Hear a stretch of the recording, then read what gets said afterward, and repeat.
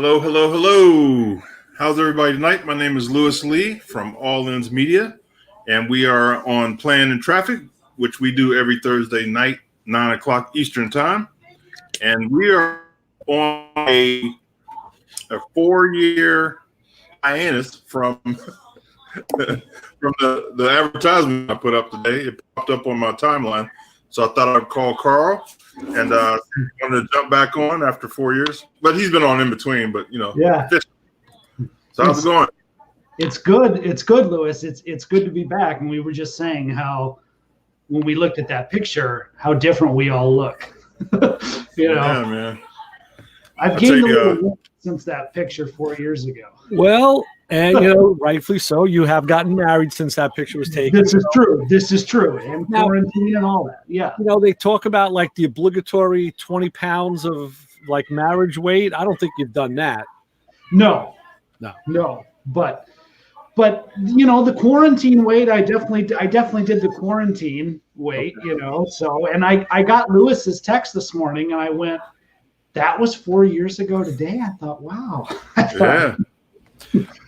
I tell you, they say when you get older, time goes a lot faster, and it really does. Yeah, it really does. Yeah. You got the text that said 4 years here in New York. First thing I heard on the radio was, it's the 8-year anniversary of Superstorm Sandy. That was the one that kind of creamed us all. And I'm like, damn, that was 8 years ago. Holy crap. Yeah. So, yeah. Well, yeah, it's crazy. Good to be back. Yeah. I have been on the show in between, like Lewis said, in those 4 years. But, right.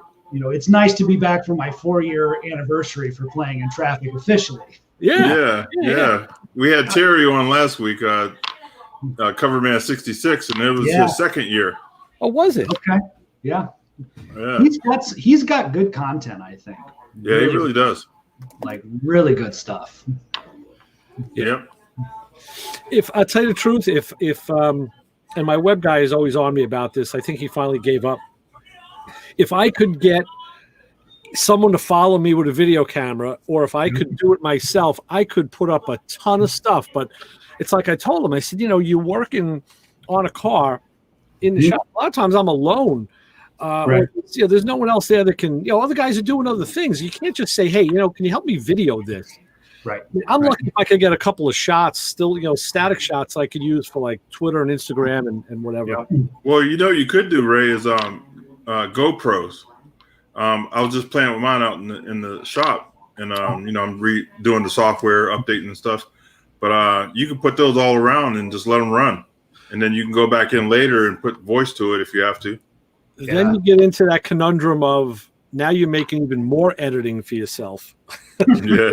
I asked the guys, all the guys I know who do video, like Clay from Coon Trucking, I asked him, and I asked Terry, I said, what's your average editing time for your video? And they all tell me these numbers, like 4 hours per video. Yeah.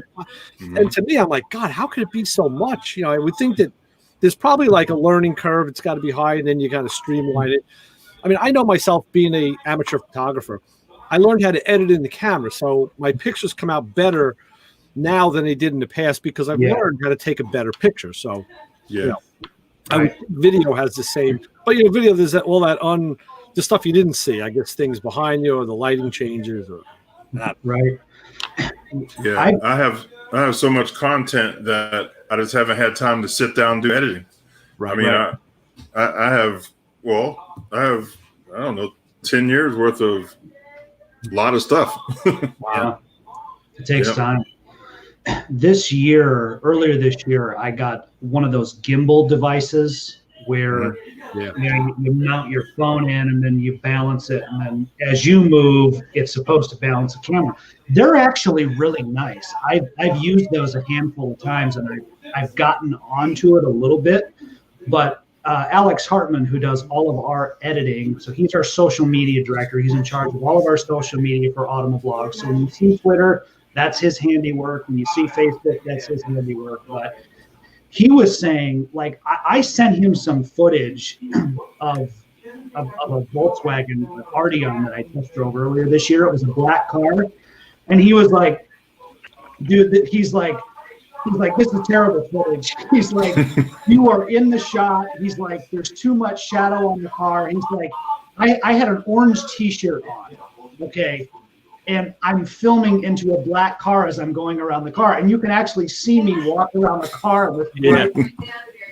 So I'm like, that's probably why I'm more of a writer and an editor, and you're the video guy. So most of that footage he couldn't end up using, but when we do videos, when he'll produce videos for us, it's anywhere from 5 to 8 hours that he does. It's a tremendous process. To your defense on that, I hate shooting outside these days with with my phone or a digital camera because you can't see.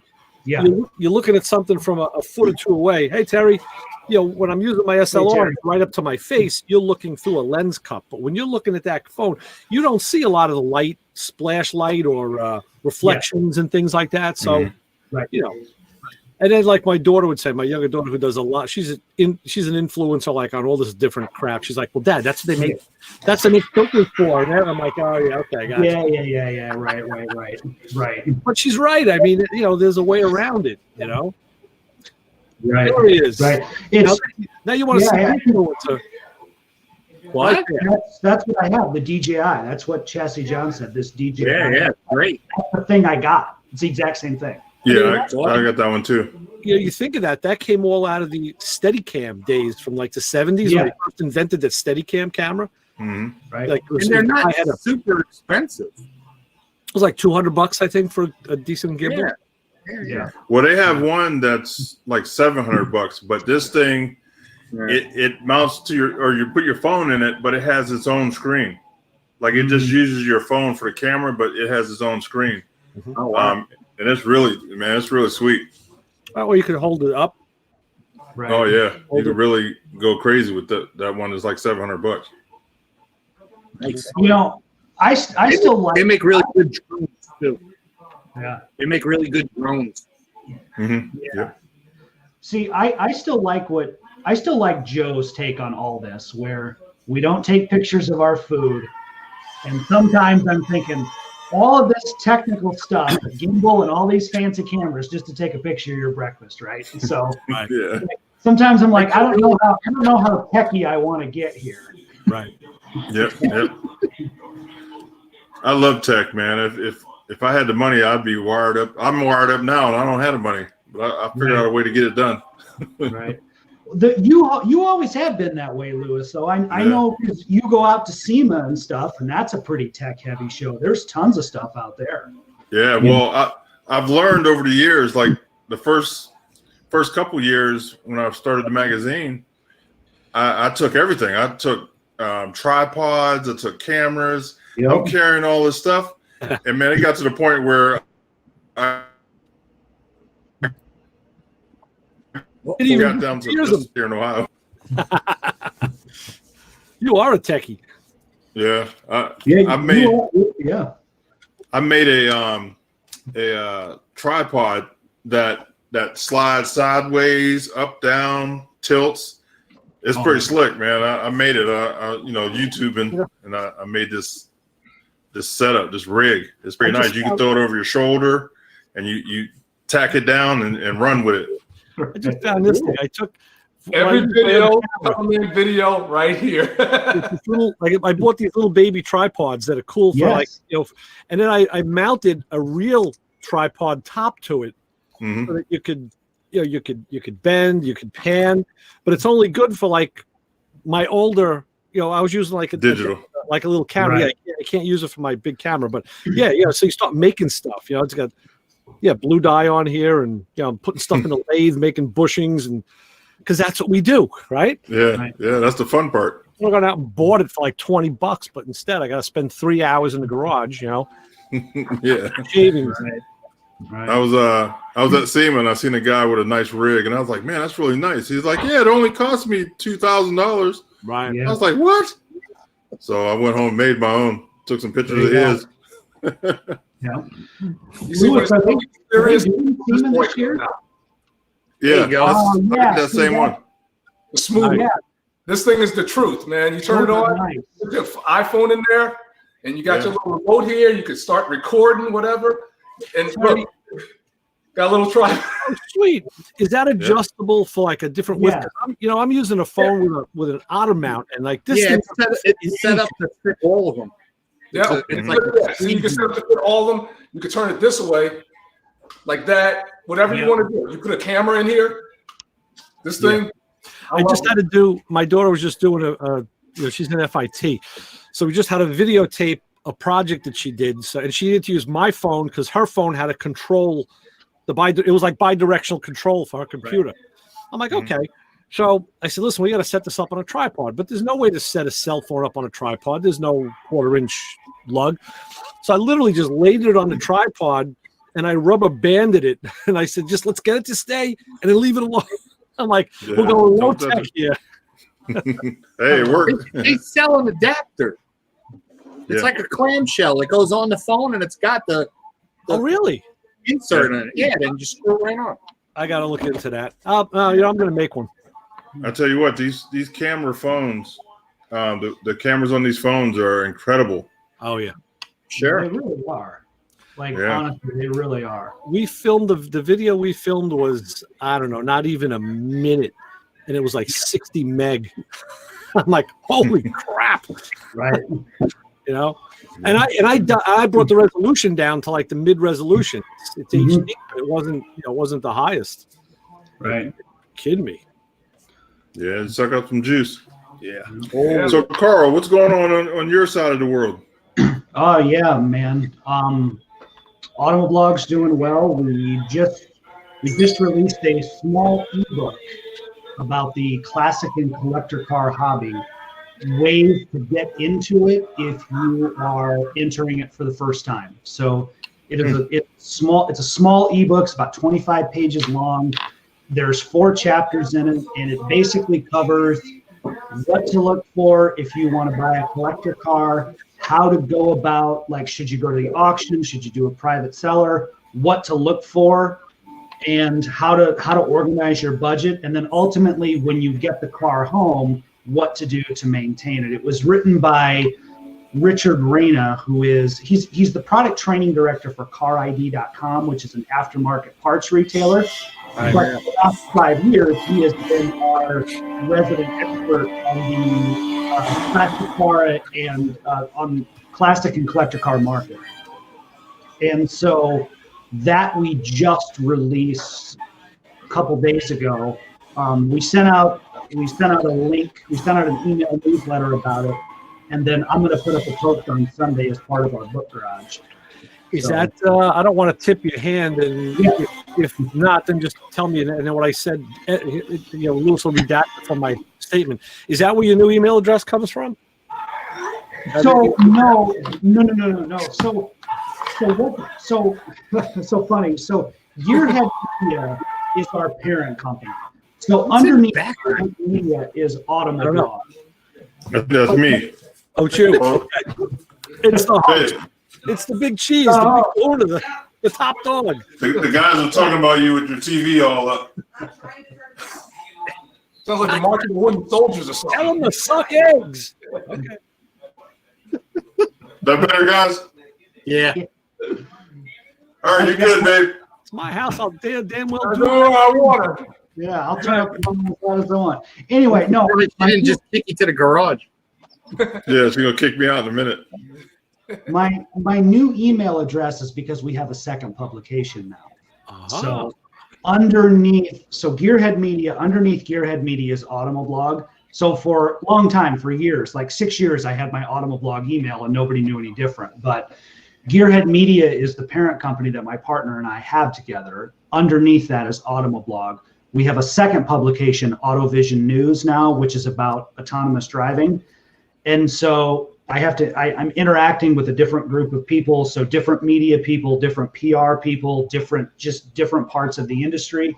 And so rather than send them to my Automoblog email just to create any confusion, I just went with my Gearhead Media email address essentially. So it's my email address that's good for both publications. So let me ask you this: will you be incorporating autonomous planes into the mix? I don't think so. Okay. But however, I watched that video. Was that something?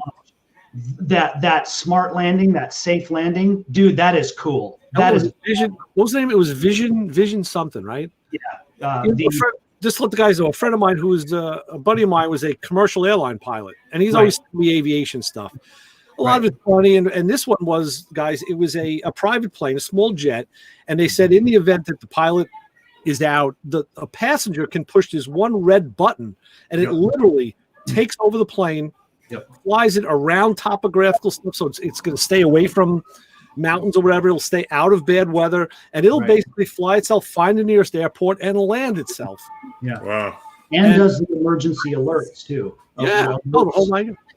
Yeah, it's mind-blowing stuff. Yeah. So I think that we won't cover aviation because we're still going to be automotive focused because that's still our area of expertise. But inevitably there's crossover, right? So they're talking about what happens if a pilot is incapacitated. So we do the same thing with autonomous cars. We think, well, if the driver becomes incapacitated for whatever reason, yes, could the car drive them to the hospital? Yes, that's possible. But at the very least, to pull off to the side of the road and dial 911, at least at the bare minimum, do that. Yeah, like an awesome. I was watching that plane video and saying, especially in a rural area over the country, it's probably safer than an autonomous car because there's nothing else around you. 100%. And the plane can be programmed to land. I don't think that's that hard to do, really. Once you have the metric, you know what it takes, and they have real time data. They have sensors all over the place. Right. I totally believe it. I'd be on board with that before I would autonomous cars. See, I would too. I think I would too. Right. Yeah. You have like an issue with autonomous cars. I think autonomous cars, to accept it, is going to take a whole nother generation of people. Easily.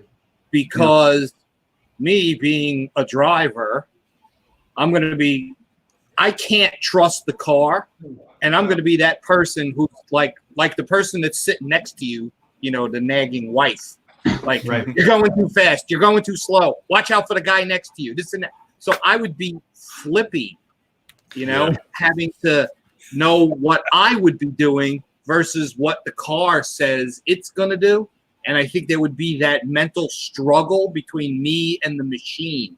I think the younger generation that's going to grow up with that, like the generation that grew up with an iPhone, is going to be way more accepting of that type of technology. I think you're right. Yeah. Just today, I had to drive my wife into Queens. I had to go to the hospital. So we're driving. I'm on the northern state, and it's raining. And middle lane, there was a lot of water, as you can imagine. Northern state. Actually, they repaved it, so it's nice. But at one point, I saw it coming, and you felt the car just catch and go like sideways a bit. Yeah. And then the guy in the left lane, she goes, "What the hell was that?" She goes, "You think you should be going that fast?" I'm like, "That was hydroplaning." I said, we literally just hit that patch of water and rode on the water. I said, it's going to happen again. Watch. And we did it again. Said, knowing it's coming is half the battle. I said, you don't get freaked out. You don't go, you keep going. I said, and it was for short amounts of time. But she looks at me and she'll look at me and say, how can that not bother you or scare you? I'm like, because I like to think I know what I'm doing. I know that, I can get bit like anybody. But I think being prepared, the more prepared you are, the better off you are. Yes. I said, you can't get freaked out. I said, listen, we've been in 360-degree spins and, knocked off the road. I said, and, you control the car and then you get out and you say, oh, crap, I bent the rim. Somebody's hurt. It's all, it's all just driving. That's how I look at it. Well, you're an idiot. You're an idiot. I'm like, yeah, well, okay. But, I don't. And there's a lot of people I talk to about this that have, the exact same opinion you guys do on it. The exact same thing, that it's going to take another generation. There's that battle between trusting the system. And here's the thing, technology's not ready yet anyway, so all of this pomp and circumstance 5 years ago that autonomous cars are going to be here in 2020, well, that never came to fruition because we're finding these little edge cases like Ray is talking about. So let's say an autonomous car does hit a patch of water in a hydroplanes. What does it do, right? Like, we drive as humans in all kinds of crazy situations. We drive during bad weather. We drive at night. We drive during the snow, like in Michigan. It snows all the time here in January and February, right?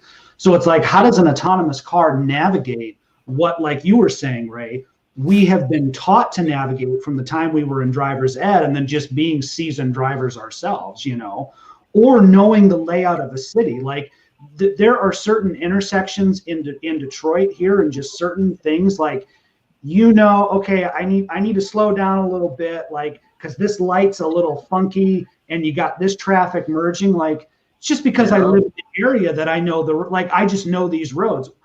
Autonomous cars they don't have context like that, right? So that's part of the issue. You know, there's something to I happen to be driving my car today, which is a Mazda 3, which I'm going to be trading up. I'm switching over to that FJ shortly. And the one thing that, you know, I showed my wife, I said, you know, this is the one thing I'm going to miss about this car. It's got automatic rain sensing wipers. And my buddy had a BMW with them. Cadillac does too. And he's one of the guys. He's the guy that got me into BMW motorcycles. Total old school guy. He's about 10 years older than we are, John. But he said to me, he goes, you can't believe it. He says the wipers. He goes, I didn't believe in him. He goes, until I got splashed by a truck. He says, and I actually had the thought process to go for the stalk, and before my hand even moved, the wipers were on full blast. Yep.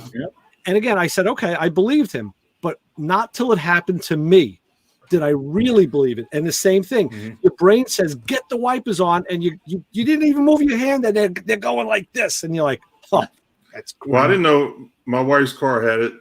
The Cadillac has it, and I didn't know it. And I went to reach for him, and it came on. I'm like, wait a minute, I didn't turn them on. And then the one in the back came on. Like, what's going on back here? Excellent. Excellent. That optical sensor. Yeah. And it determines, you know, if it's just like a couple of drops, it's like 1-2 sweeps. Yeah. If it's something constant, it picks up. If it's heavy, that optical sensor that they put into the windshield is real smart.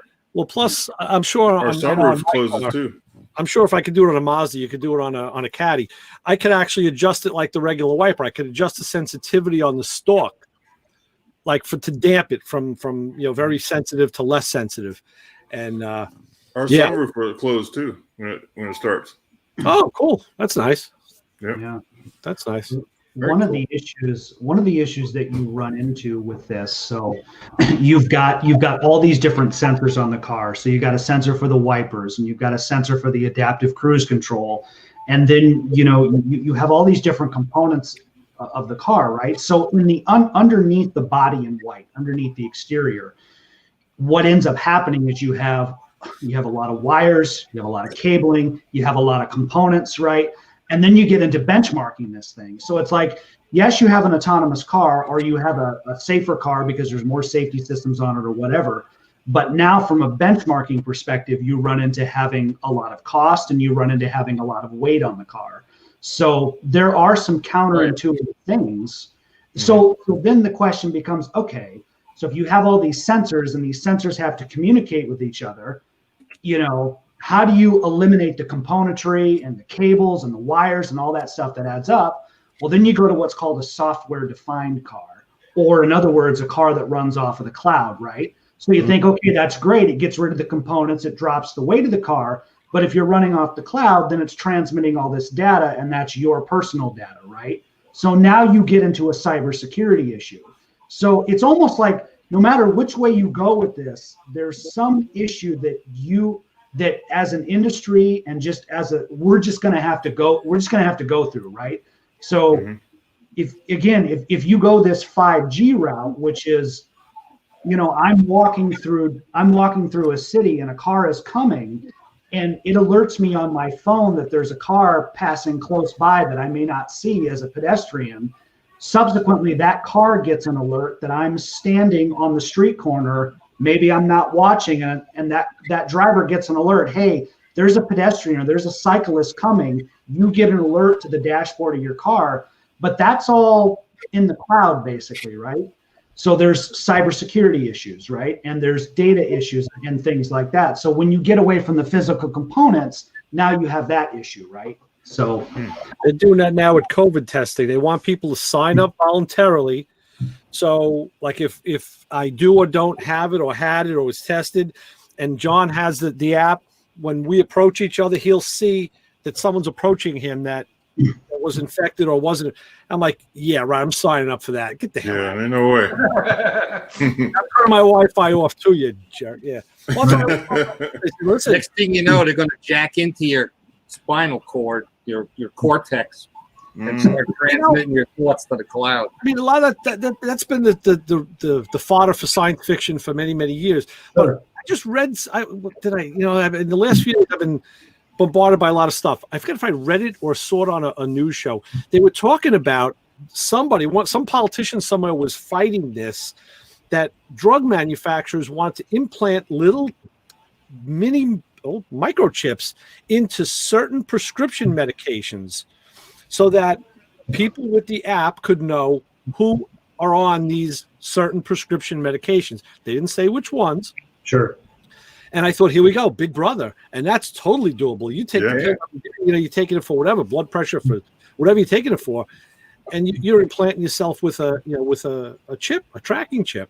And I said, son of a bitch, I believe somebody would want to do that.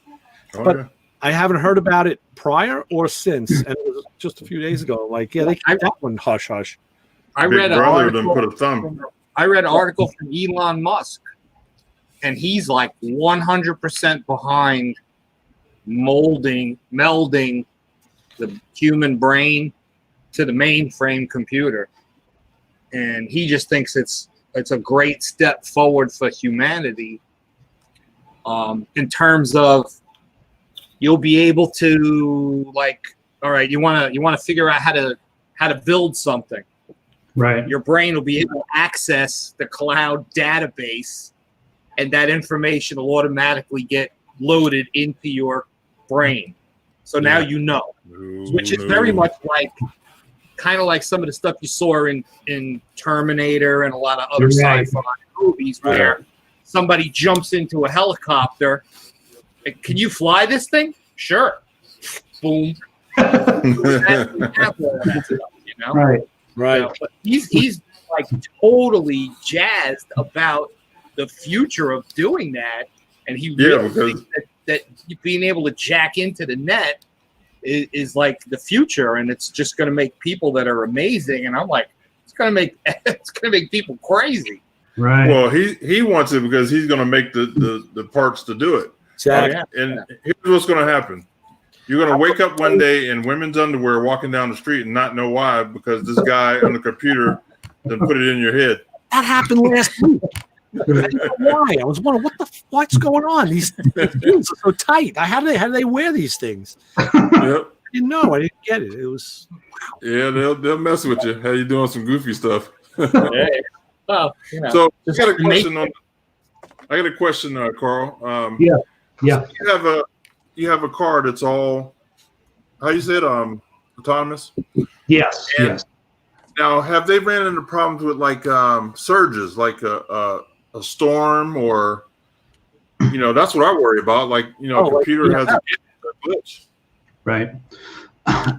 Weather plays a factor when it comes to what's called the geolocation of the car. So in other words, that's essentially the car finding its position on the map or finding its position on the road. What tends to happen is that obviously weather can affect it just like it can affect your cell phone. But where the weather is the harshest is the computer systems that are in the trunk, right? So when you're running these test cars, in the trunk, you have all of your computers, and you have all of your units and your processors and everything, and some of it even in the back seat. So if you go through, say, like the desert, for example, and you do testing in the desert, and you're driving through the desert, your trunk may get well over 100 degrees, right? So that affects the equipment, that affects the efficiency. Sand can even start to creep in, right? So you've got that issue just of environmental stuff, but weather is certainly a factor when it comes to geolocation, and it doesn't have to be adverse weather, right? So for example, if you're driving in a test car, in an autonomous test car, you can be driving, you can have your hands off the wheel, and you may get a really nasty crosswind, which is very common on the highway, and it moves the car just enough that it throws it off its intended path, and then it tells the safety driver to take back over. You'll see this sometimes you'll be in a test car and you'll be going to pass an 18-wheeler, you'll be going to pass a semi-truck, and the draft from the semi-truck will start to interfere with the car's geolocation and mapping. So it doesn't quite know where it's at. And when you get into like LiDAR precision map data, it's like the navigation on your phone, but like 100 times that or 10 times that or whatever. It's very, very precise, but it starts throwing the car off. And when the car realizes it's not on its intended path, then it tells the safety driver, hey, take over, take back control. Well, so you're not talking about like a big yaw or like a no degree change. I mean, shouldn't that have, there's got to be a self-correction factor in there, right? Then you have to go back and adjust the algorithm for that, right? So when you're talking like, will weather affect it? Yeah, but it doesn't have to be a hurricane force thing. Like this is like everyday weather can affect these cars, so then you have to go back and you have to essentially program the algorithm to recognize that. So to give you an idea, I drove a car last year, part of my press fleet that I have. It was brand new, 2020 model. It had all the stuff on it: adaptive cruise control, blind spot monitoring, everything. And I went down 75 here out of Detroit south, which is a very rough road. They've been working on it a long time, but once you get past Monroe, Michigan, so just far south of Detroit, you are literally doing this, 60, 70 miles an hour, right? So as an experiment, I turned on all the systems. I turned on blind spot monitoring. I turned on lane keeping assist, and I thought that car was going to short circuit. Honestly. Wow. I thought it was going to melt down. That because of the bumps on the road, and then this was last year. This was late November, so it's windy, cold November wind in Michigan, and I'm all over the road, and I'm bumping, and this lane keeping assist system is like freaking out. I mean, I never took my hands off the wheel, but it's fighting me the whole way. So. Wow. It just goes. So again, this was late 2019. It was a 2020 model. Common sedan that you can buy today that almost everybody buys. Not a test car of any kind. Stock a car you could buy at the dealership. So it just goes to show you the limitations that these systems have, right? Mm-hmm. That weather can affect them in all different situations, and we're still not through that yet. Okay, so for example, it starts to rain and you've got a little bit of fog and maybe you can't really see the lights or you can't really see the pedestrians. What do you do?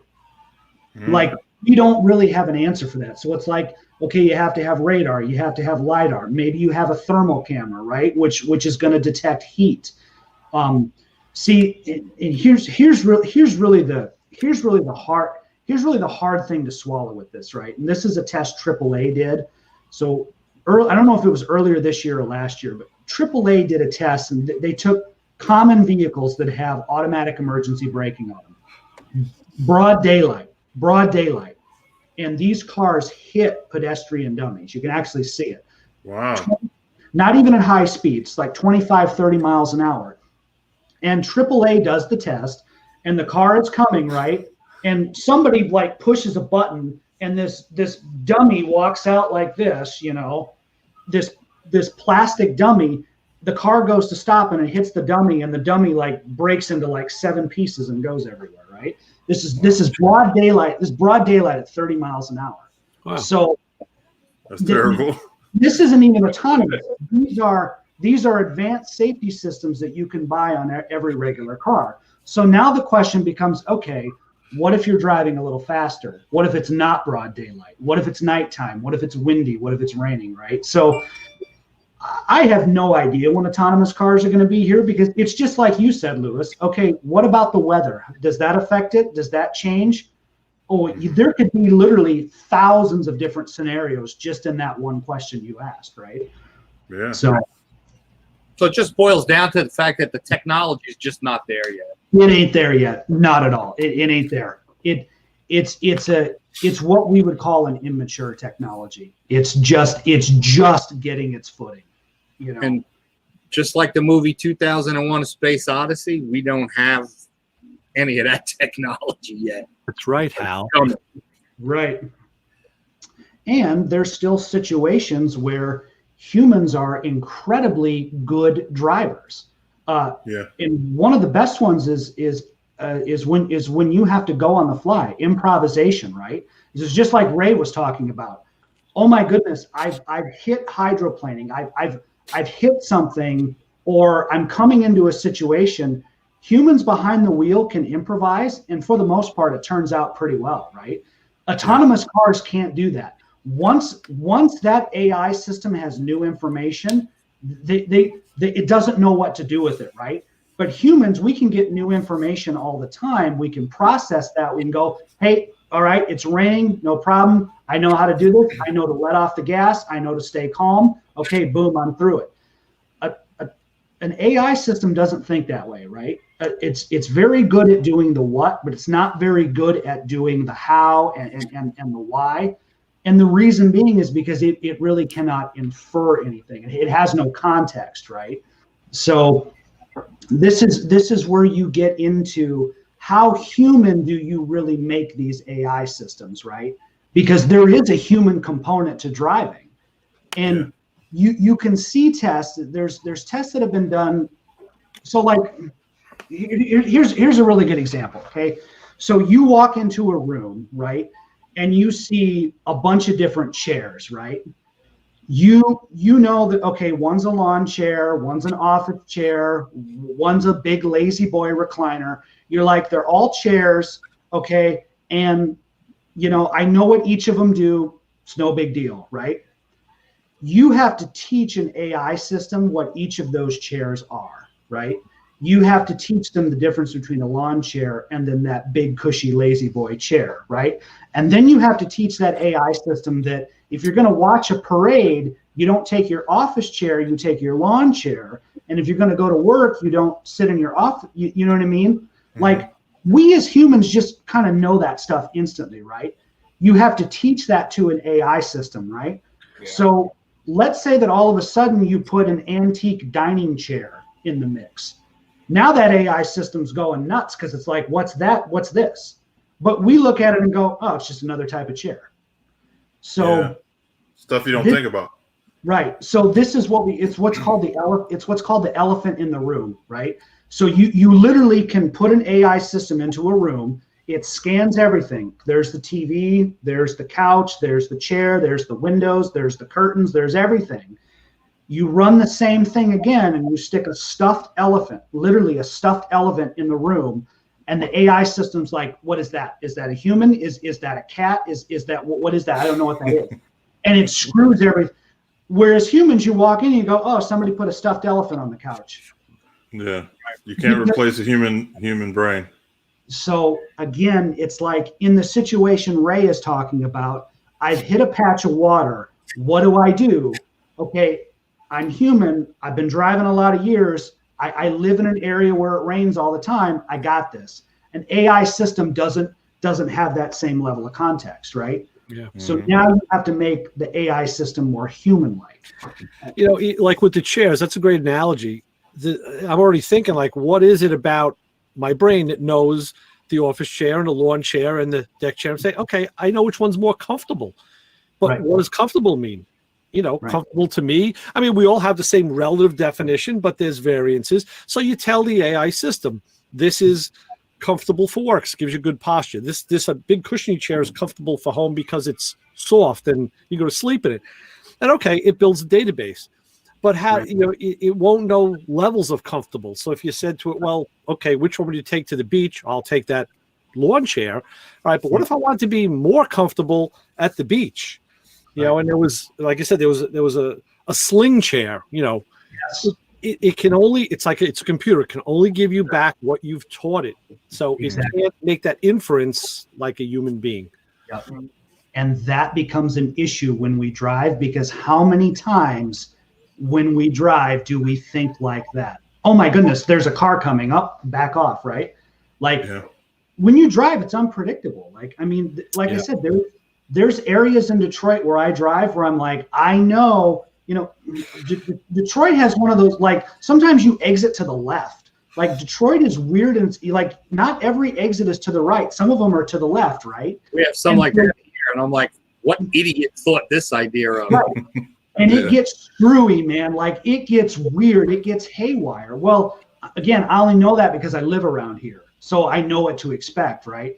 AI systems they don't know that level, right? Like Ray is saying, that level of, you know, it knows a general level of congestion, but until it can see that scene in that particular area, it doesn't know the level of congestion. Or as Ray is saying, the level of comfort, right? It only... Well, until any AI system becomes, trying to think of the word, like fully cognitive of whatever it is that we can, you know, process, right? It'll always be behind us. It may be faster, it may be able to do more things, but it'll never be the same. You know, kind of like even on Star Trek. Data knew a lot of stuff, but Data had problems with simple things. Absolutely, he did. He understood the context of humor, but didn't know how to use humor like a human. Right. You know, the writers, they got that. They knew, how to go back another generation. Go back one generation. Spock was the same thing.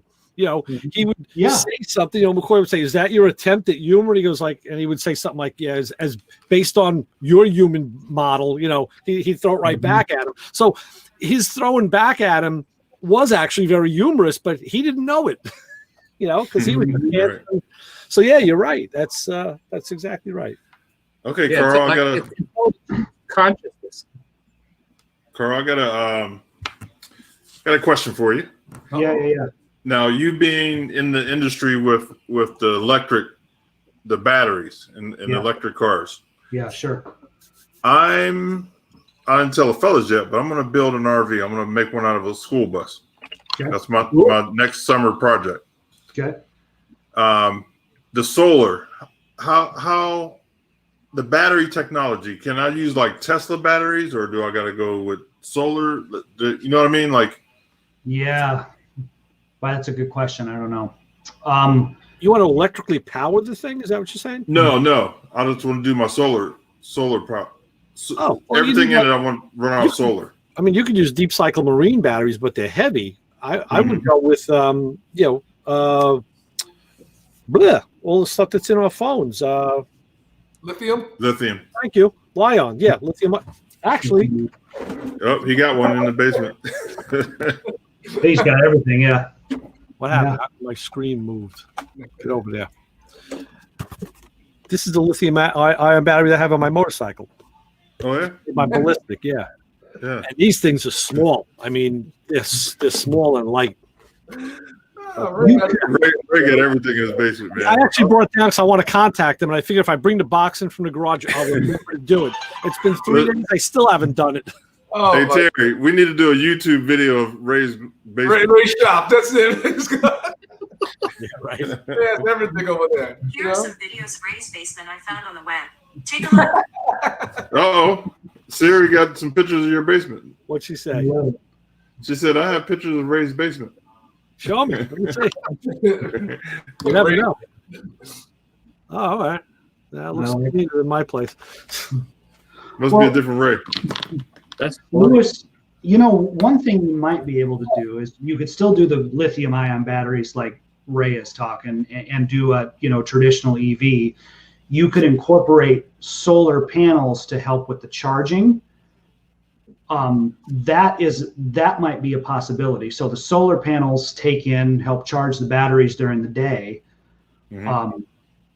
So the new Hyundai Sonata Hybrid actually has this technology. The roof of the car has solar panels on it, and that helps charge the battery.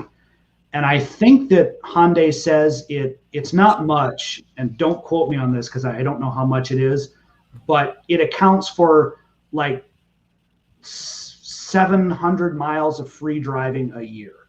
So it's Really? not that it's a solar powered car. It's that if you count the solar panels and its contribution to charging the battery over a typical year, it would add up to be like 700 miles of driving, right?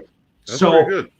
yeah, so Hyundai is kind of one of the first ones that's incorporating, like, okay, you know, regenerative braking is a great way to charge, right? It's a great way to charge batteries on hybrid. So this is another way to do that, right? So having solar panels on the car and things like that, but it does add weight, I would imagine.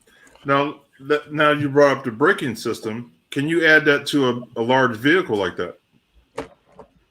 I would think so. I mean, because you sooner or later you're going to have hybrid and electric, you know, transport trucks, semi trucks, first and last mile trucks. Like, in fact, I think that's already been done.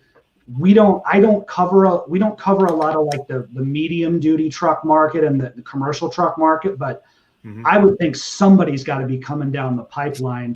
Tesla, Volvo, somebody's got to be coming with some kind of hybrid heavy duty truck that's got a regenerative braking system on it. Because that's a lot of wasted, you know, every mile you're turning. Yeah, it's right. a generator. Right. So, yeah.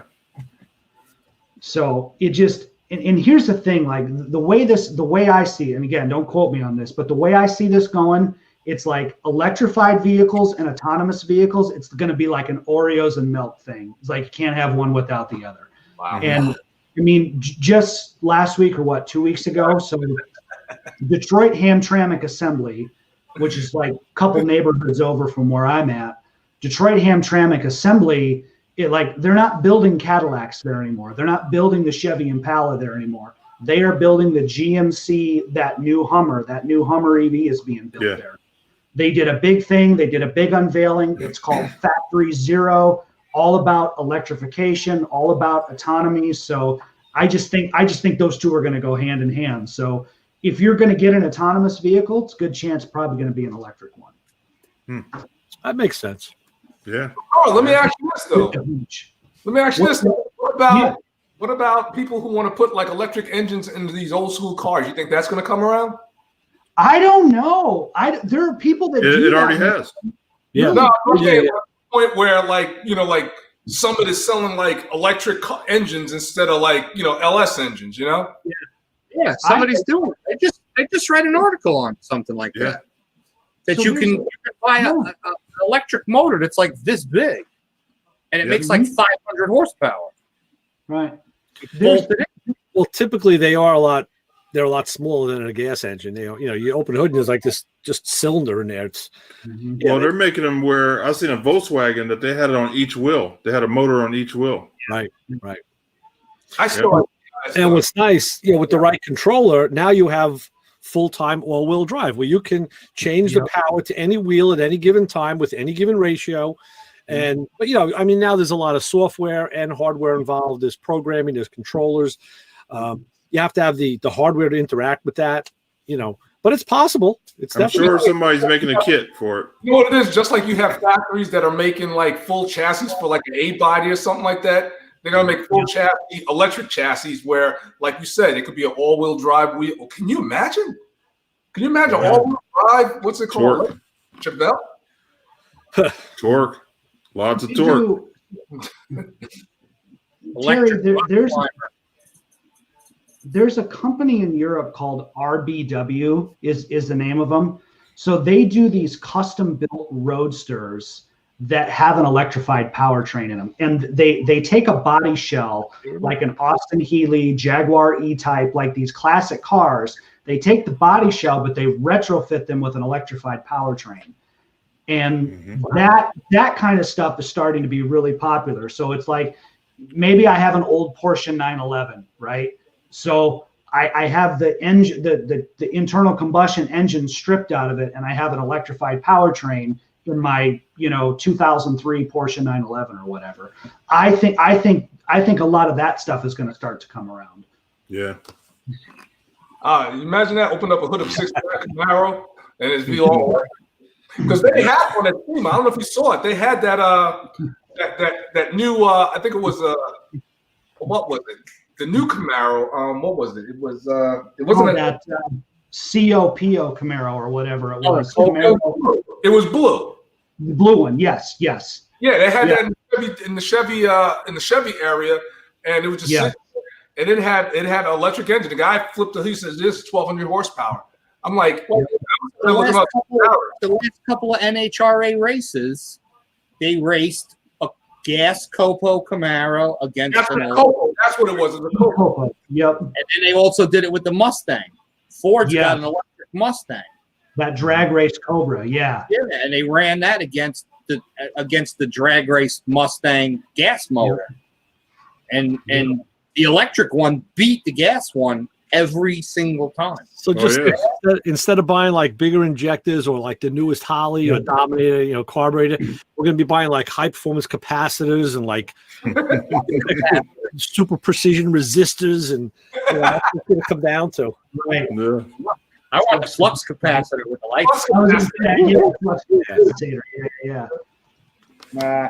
I'm sorry, no electric. Listen, those Teslas are running at racetracks, man. They are running strong. They're fast. They are beasts. Yeah, they are totally nuts.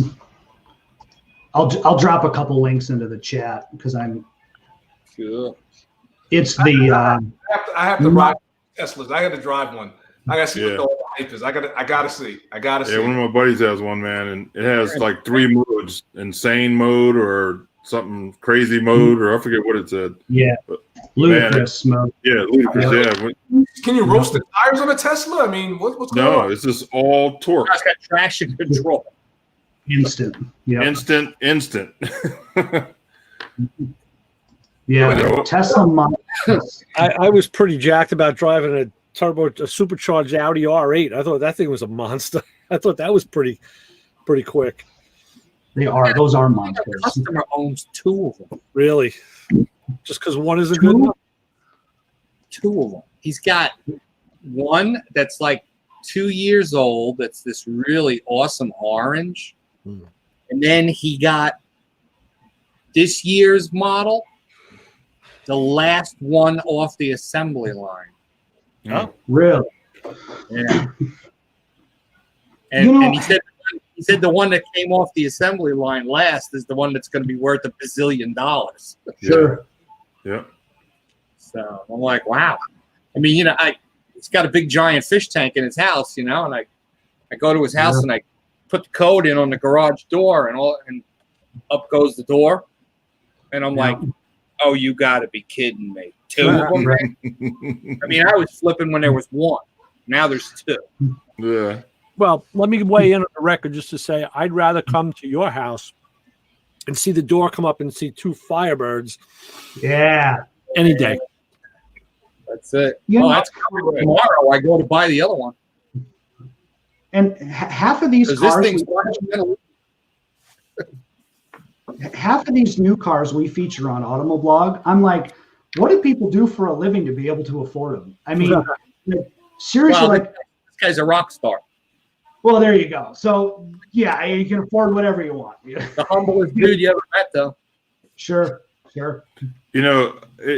It's amazing to me that an entertainer makes all this money and a guy that runs into a fire is struggling. You know what I mean? Yeah. It's just crazy. It's all upside down. Sports people. My wife, talks about that all the time. She's a teacher. If you don't have teachers, you've got millions of kids that are just dumbasses. We got that anyway. Yet teachers don't get paid. They don't make money. Yeah, it's crazy. Every year, my wife's take-home salary drops. Doesn't increase. It drops because healthcare continues to go up. Mm-hmm. And there's just, when you start getting into the politics of it, our school district is huge. It's the 7th largest district in the country. Wow. Right. It's got a ridiculous amount of employees. It's got a ridiculous amount of schools, the whole deal. They have one insurance company, Humana. Mm-hmm. Now, you can't tell me that the people on the board aren't taking a payout on that deal. They're getting money under the table because if you're the 7th largest school district, You're going to tell me that the insurance companies don't want to fight for your co-pays and all this other stuff? Oh, yeah. No. They probably never asked for it. Right. The district probably never. I would tend to think that the insurance companies are dying to get in because they're going to get their money. Because you know the way insurance works. They take in 100 times more than they pay out. Yeah. Right? Yet Humana has the contract, and it's been Humana since I moved here in 2004, and it never changes. And every year, Humana sticks it up your ass. You know, I'm in my job at a school for 34 years. I've got the same exact insurance I had 34 years ago. That didn't change at all. It didn't change either. You know. Well, I tell you what, you know, it's a lot of old money out there. It's a lot of old money. I have a buddy. There's houses that were being built. It was like starting at like $1.something million.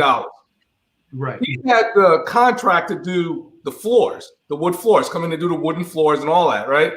And I asked him, I was like, you know, what do these guys do? I mean, are these guys like brain surgeons to be able to afford a $1.something million home? Yeah. And he goes, Terry, they pay cash, and you can go to their house at any time of the day and knock on the door and someone will answer. It's not like these guys are like working 40 hours a day, whatever, you know, like busting out their brain surgeon. No, it's old money, he says to me. Every last one of them, they either married in some old money or either their grandparents were like on the stock market back in when it was, you know, or something stupid like that where they took advantage or they had the money to take advantage. But he says all that stuff is old money. Every last one of those guys. It's not like you go to college for 4 years and possibly go get another 4 years and get a doctorate and then here you go. No, it's right. So I decided to do a show. I'm going to do a show. Okay. What do you do for a living? Right? Because now check this out. This is the beautiful. I've watched that. Yes. I knock on your door, right? Mm-hmm. Now, if I knock on your door, Oprah, you know, like this $2 billion home, Oprah Winfrey opens the door. I'd be like, "Hey, Oprah, how you doing? Thank you very much. You answered the question. All right, good." Right. If I walk in the house and you know someone like me walking around in a pair of shorts and eating Cheerios, you know, we got to talk to this guy. Okay, what do you do for a living, man? You know, what do you do? Oh, well, I invested this. Oh, really? Well, we did a little reading up on you. Your grandfather started the Wall Street Exchange? Yeah, okay. You know, what do you do for a living? Because I mean, it's insane how much old money there is out there, and it's scary. I think about that all the time. It goes both ways because I got clients in my business there in the music business. Sure. I got surgeons. I got a surgeon that invented a procedure, so he gets a piece of it no matter where it happens around the world. Right. And then I've got guys that are like in construction. They own construction companies. And Florida is a booming market. Sure. They're building stuff everywhere. So this dude's making a bunch of money. But he started out swinging a hammer. See someone like that, I would be like, yo, thank you very much.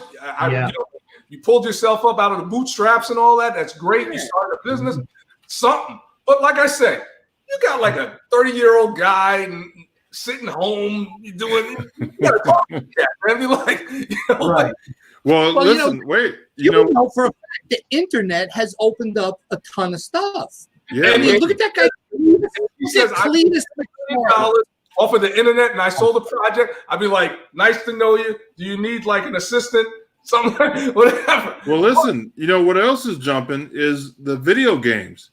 There's guys making 6 figures, 7 figures playing video games and just showing people what they're doing. The show would be to give hope to people who, just an idea, or just be like, like it can happen to you. You don't have to have your great grandfather that, like I said, who's on Wall Street and all that. No, if you work hard enough at a video game, you can have this. If you bust, you happen to us. Union and you learn how to work a crane and then you buy your own business, you can have this, But like you got a lot of people out there that like get all this money, like because they got a silver spoon in their mouth. Oh, I busted myself. I busted my hump to get to where I'm at and all that. No, you didn't. You got some money from your grand folks. That's funny. They invested in Coca-Cola, and you got lucky. You know. Yeah.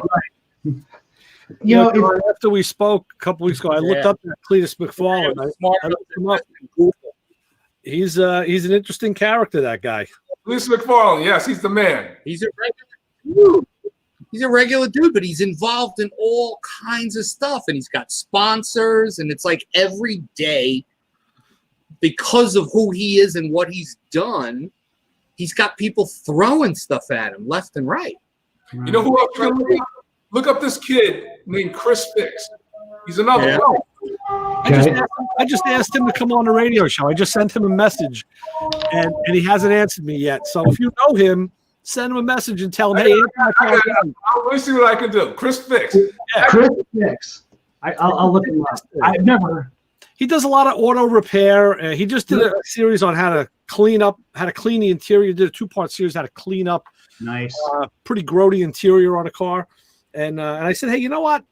He's not hardcore repair like we get into, but he does stuff that we also, and I've been, like I said, I cleaned my car, so I'm going to sell it. And I'm cleaning the car that I bought because it's dirty. And I could use those tips, you know, I could use, and he seems to know his stuff. No, he's not going to be like, let's do this LS install and make 700 horsepower off of, you know, that's not him.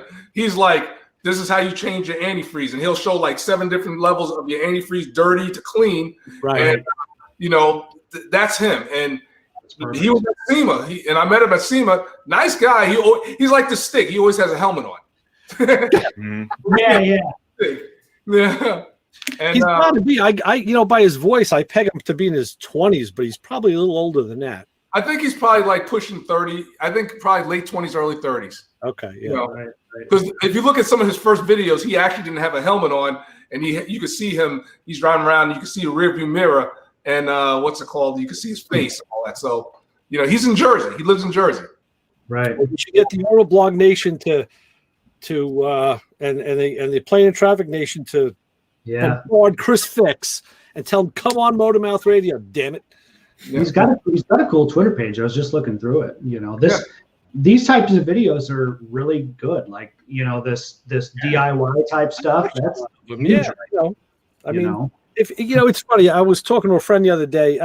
My buddy was at the house, and I watch YouTube on my TV now. So I show him. I actually want to bring up this old Tony. I want to bring up one of his videos.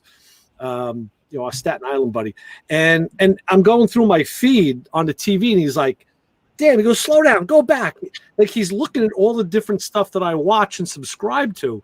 And, you know, there's car stuff, motorcycle stuff, there's machining stuff, there's drum videos, there's other music videos, there's pop culture, counterculture, you know, I go, when I looked at it from that perspective, I was like, damn, I really am all over the place, aren't I? I'm like, yeah, mine's like that too. Yeah. I was watching a video last night that had something to do with some fuel injection stuff. Yep. And then, you know, you get that sidebar. Yeah. And on that suggestion. And there was the Pink Floyd Pulse live tour. Yeah. So I kicked back, put my feet up, and I watched an hour and 14 minutes live Pink Floyd doing Pulse. Which has songs from like 5 different albums, you know? Yeah. Right. So much good music stuff. Oh, yeah. A lot of it is from early on, stuff that we never saw originally because it wasn't on video. It was on film, and it was on TV. So, yeah, it's amazing the stuff but I'll watch that in place of TV. I'll just sit there. And it's great because it's usually in like 5 to 8 minute bites. Something like Chris Fix, his, you know, if it's a 20-minute or 30-minute video, I'm thinking about it. Like, I don't have the time to spend because I can watch like 4 other ones. And, you know, I'm like, oh, he's like, and I know when I'm getting bad because when I start falling asleep at like the end of the 5-minute videos, and I've done that like 3 or 4 times in a row, I'm like, all right, I'm done. It's like Speaking of Pink Floyd, off the topic a little bit, what's your favorite Pink Floyd song? Wow, 55 Chevy. Really? I think that's not a Pink Floyd song. I have way too many. One of them's Learning to Fly. Excellent. Learning to Fly is a good choice. I'm going to say Wish You Were Here. Okay. comfortably Did enough. they have did they do Money? Yes. Yeah. That's mine, Money. That album is probably my most favorite album. Yeah. And then after that, it would be Another Brick in the Wall. Yeah. That's up there. That's up there for me. That's I like seen that movie when I was a kid. Did you ever see that movie? Reason. Yeah, it was wild. It's weird watching that Pink Floyd thing last night. Then a suggested video is this young guy who he sits in like a large chair and he's kind of like got the fireplace thing going, like a fireside chat, and he gets deep into Pink Floyd albums. Right. He has all this like behind the scenes footage, like this is how they made The Wall, and The Wall was literally 3 parts. It was the album, it was a movie, and the stage show. And he goes through all of that, and then he gets involved in how they had, all of this turmoil with Roger Waters about how he was kind of trying to take over the whole band, and basically they wound up kicking him to the curb. But they showed footage of him coming back a few years ago. I guess maybe about 8 or 10 years ago. They brought him back to do The Wall live. my friend went to that concert. Somewhere. My friend went to that concert. He said it was incredible. It was unbelievable. Yeah. So he's got all these different videos where he's literally dissecting all of their albums. There was like a 20-minute video on animals and how they came up with the concept and the artist. And then he's got all of these artist sketches and how they came up with weird inflatable animals and like everything. He gets into all of the behind the scenes stuff, the lighting, who the lighting director was, what stuff was invented for the show. I mean, it's like really the mechanics of the Pink Floyd show. It's super amazing video. That would be pretty cool. On another note, I got away from it because if you're not subscribed and you don't watch something for a while, it kind of falls out of your current feed and other stuff takes place. But I was watching that guy Jamal. I sent you guys links to his stuff. I was watching those what do you call it? The impression videos. There were these 2 college kids. I think I mentioned them to you guys, and they would put on a song, and they're both like maybe late 20s, maybe. Because they wouldn't be in college anymore if they were older than that. I guess they were in their 20s, mid to late 20s at most. And they'll put on something from this. Most of the music they listen to is from the 70s, and their impressions were like very, very good. And the one guy is kind of, just a music fan. And you can see, but you can tell by what he says. He's a music fan. He appreciates music. But the other guy is a music student, and this other kid is like trained on. You can tell, if you know music, this guy knows multiple instruments. He's talking about timing. He's talking, time signatures. He's talking about stuff that's the next level in. Sure. So to hear these 2 guys bang off the stuff is great because now you're hearing something that's guys that are like, more than half your age, appreciating the stuff that you grew up with. I'm like, right, yeah. I want to write them like, because they get some stuff wrong. Like they were doing some early Chicago, which is one of my all-time favorite bands. It's in my top. Okay, here we go. What's your favorite Chicago cut? Does anybody know what time it is? Well, Saturday in the Park. No, see that's where I'm already tapping out. 25 or 6 to 4. Okay.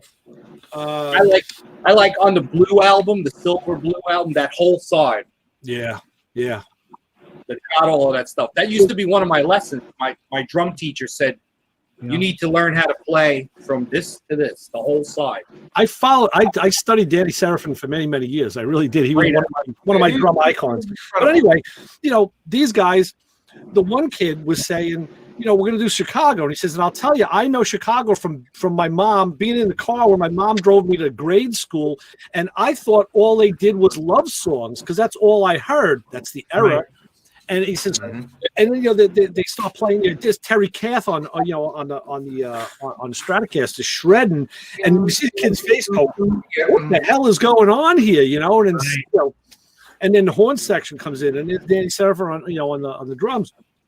So to hear their impression was really pretty cool because, yeah, they're a freaking blues jazz band. I love bands like that with a good horn section. Oh.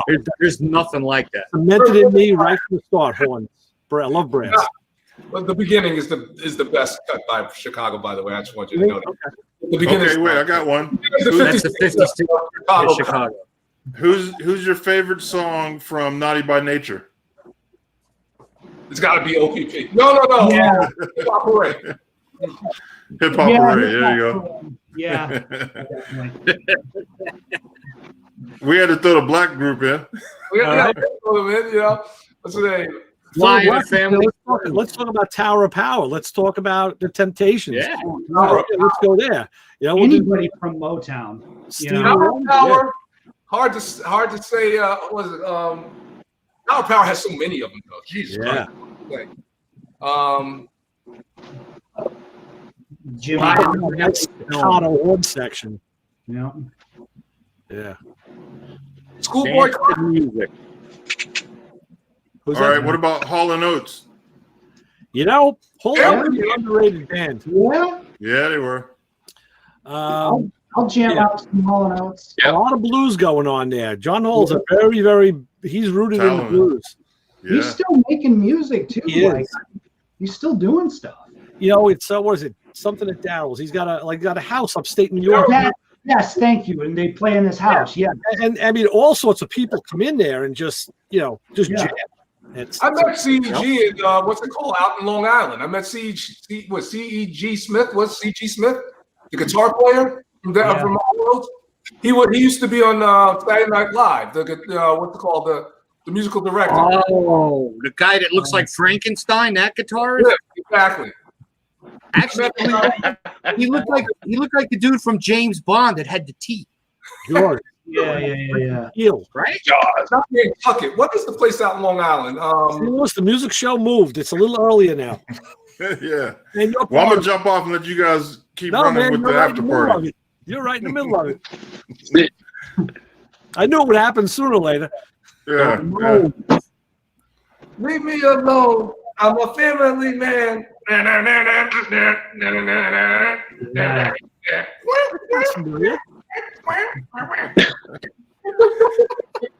Carl, I appreciate you coming on, man. And like always, you're always welcome. Who is that, Terry? It's a pleasure. Huh? Who is that? Did that song? If you need family anything on my end, just let me know anytime. Likewise, my friend. It was a pleasure to get your text this morning. Thank you. Yeah, man, I appreciate it. Yeah.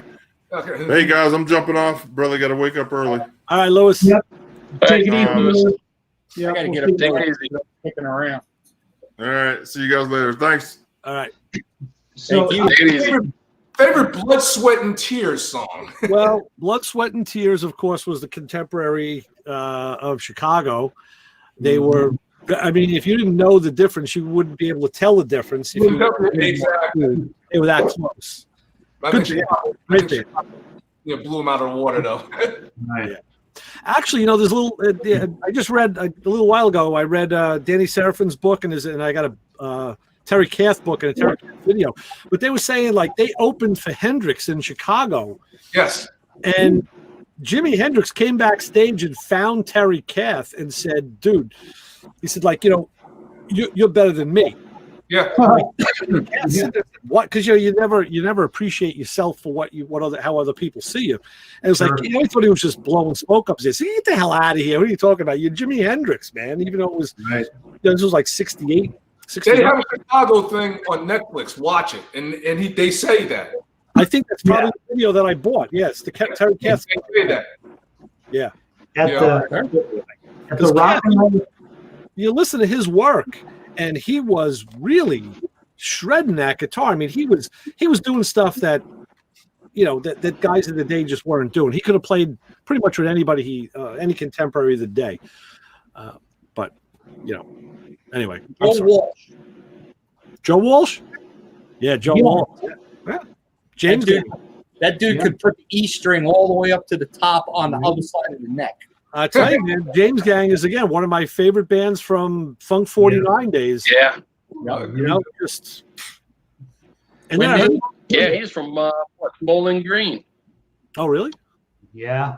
Not Your too mate far from came here. around and did the Hell Freezes Over tour, Okay. and they came back.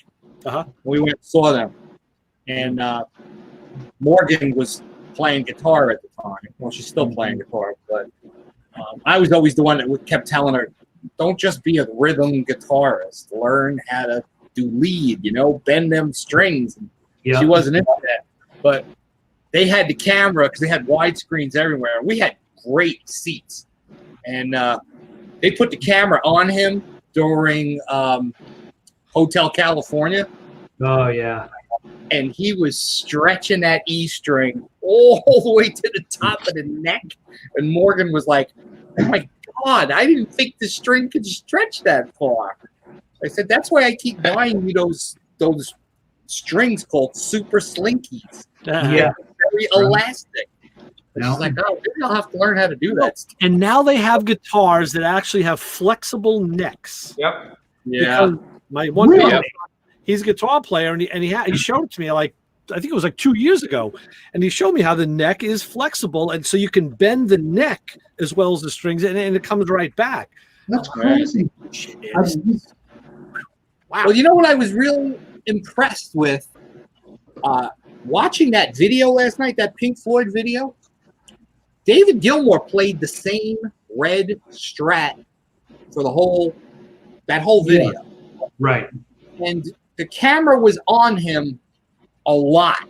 I mean, a lot. And not once did I see him between songs step on the pedal and tune. Yeah. And he was stretching and bowing and doing all kinds of stuff. And I'm like, he didn't switch guitars. So many guitarists that I've seen bands, they switch from song to song. They can have a rack of guitars. So bring in like Different guitars, different action, different tuning. The whole deal. He was with that one red Strat the whole concert.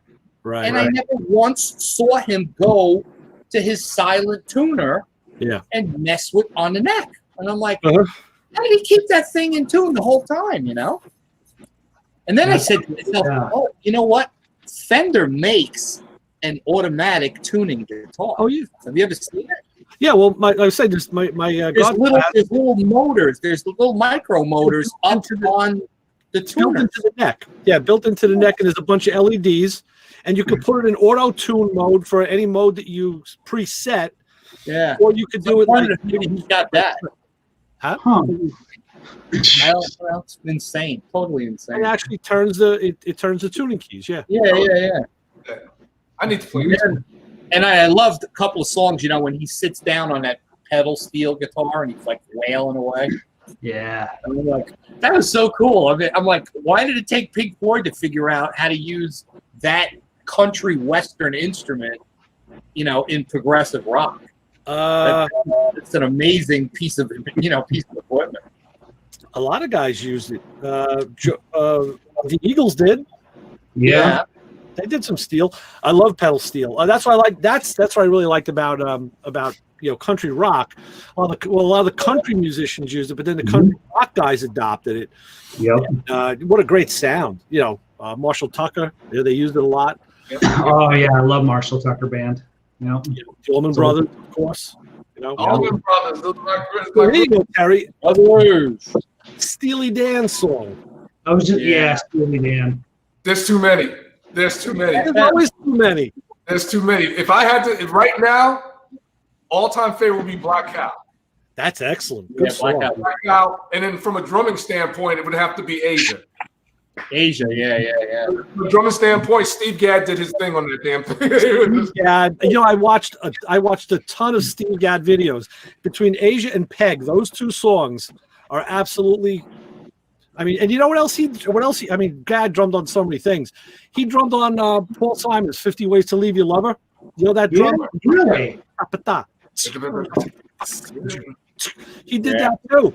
And I'm watching these videos, and you hear the song a million times, and it's just a pop song. But then you see Steve Gadd playing it, and you realize this has some soul to it, man. It really does. Oh, absolutely. Yeah. Well, if you look it up, you can see Steve Gadd. I think he was like maybe 5 or 6. He was on the Mickey Mouse Club, the black and white Mickey Mouse Club, and happened to be on like YouTube and it or whatever. And I saw Steve Gadd at Mickey Mouse Club. I looked at it, and he was 5 years old. He was nasty at 5 years old.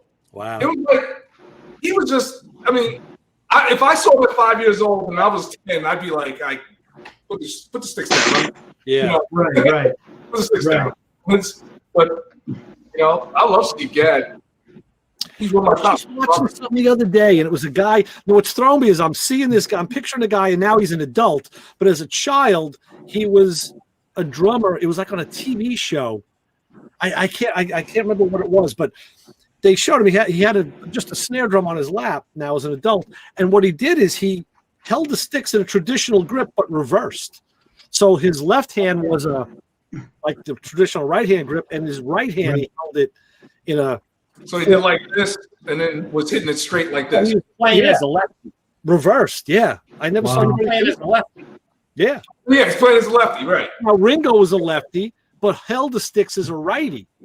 Mm-hmm. Yeah. That's why, guys. That's I just watch a lot of Beatles videos too, and there was a lot of Ringo specific videos, and I guess because I have a Ringo Festival snare on my kit, so it's kind of ties in. But Ringo had said, back in the day, goes, everybody now tries to copy me. And he says, for years, people have asked me, how do you get that specific, that signature, that not necessarily the tone, but the timing, and they try to replicate it. And he says, it's nothing that you have to replicate. He says, I was a left-handed drummer playing right-handed. So for me to move my hands over, it just took me an extra second. So there's a little extra hitch in my step.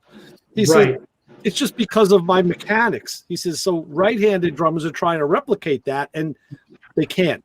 Well, they try to. Because I'm left-handed, and I learned and played on a right-handed set. My set's right-handed, and that's how I'm comfortable playing as a righty. Yeah. But I'm left-handed.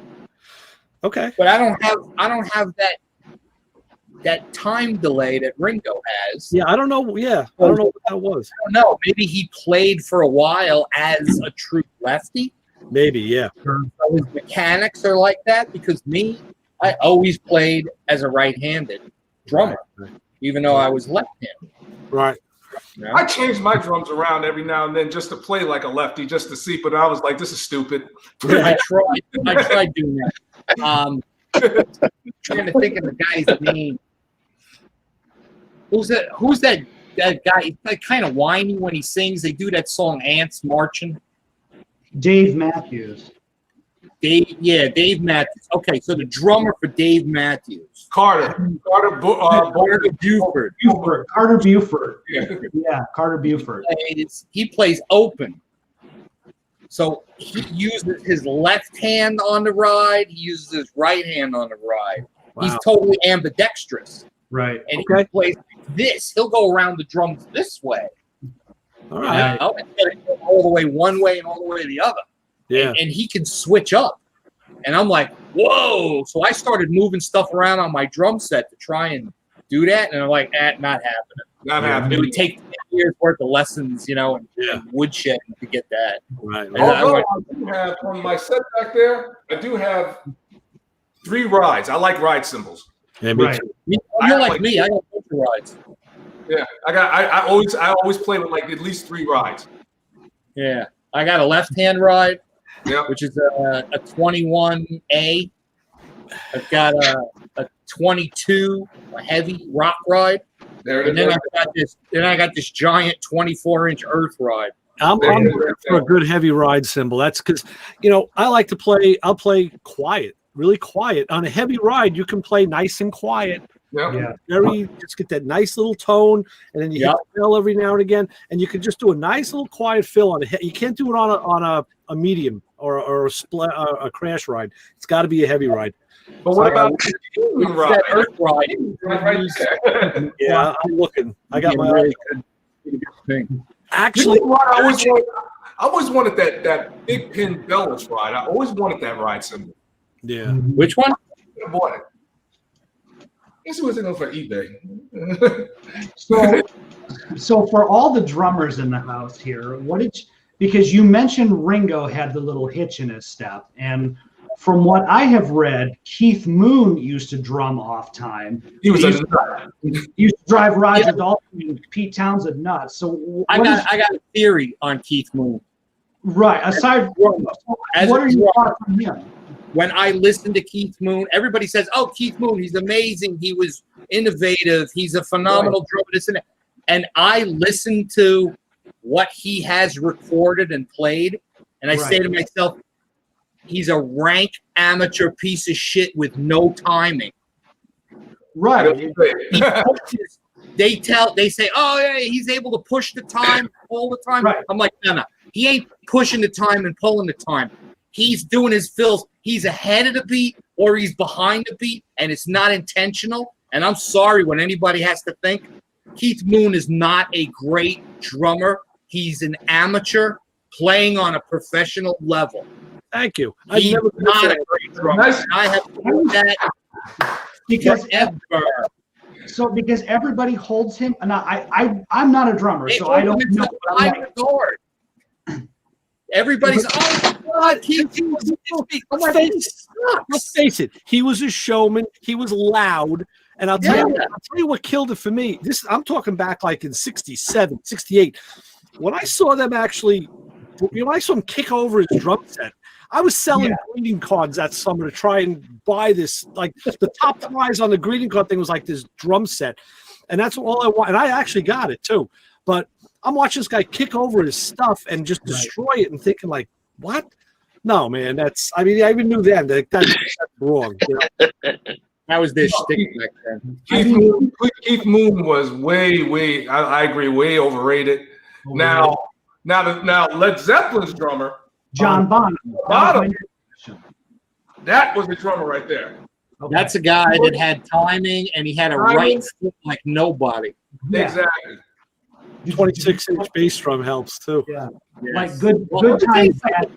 Like 26-inch bass drum, it's hard to play fast. They're very slow. The head is so big. Yeah. And the bounce back is really there, so you can't get ridiculous.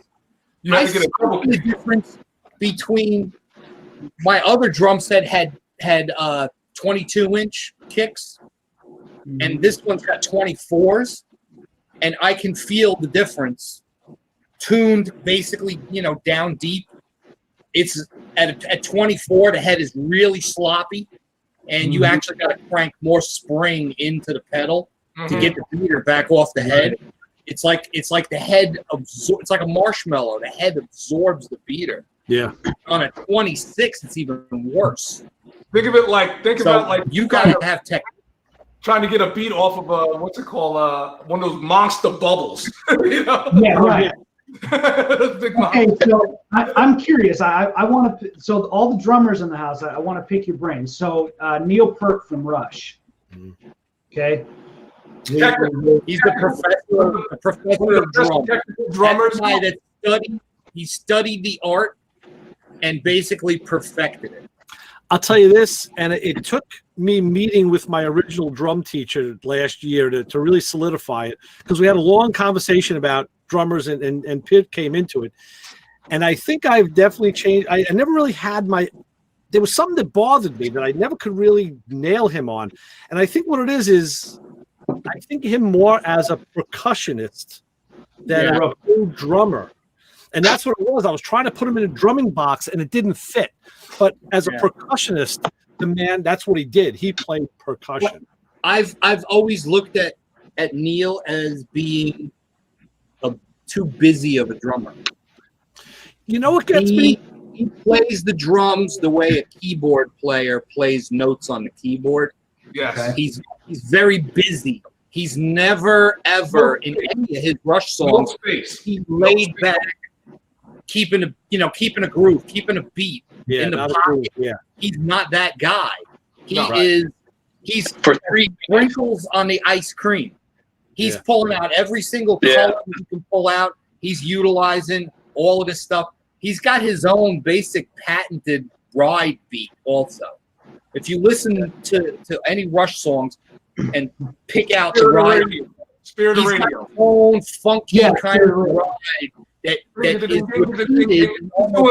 doing like 64s on a ride, you know, like he's just like thing with one hand, you know.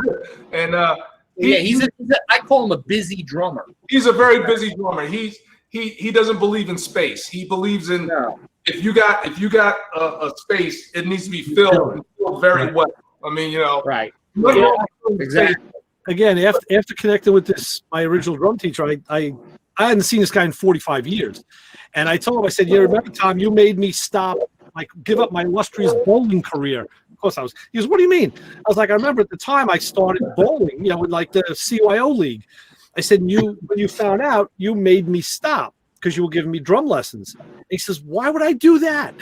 I was like, "Because you told me a bowler needs to have stiff wrists, you know, to control the ball, and a drummer needs very fluid wrists because he's teaching me to play jazz, right?"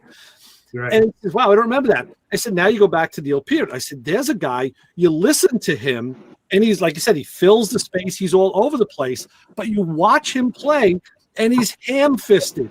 He's very, very stiff."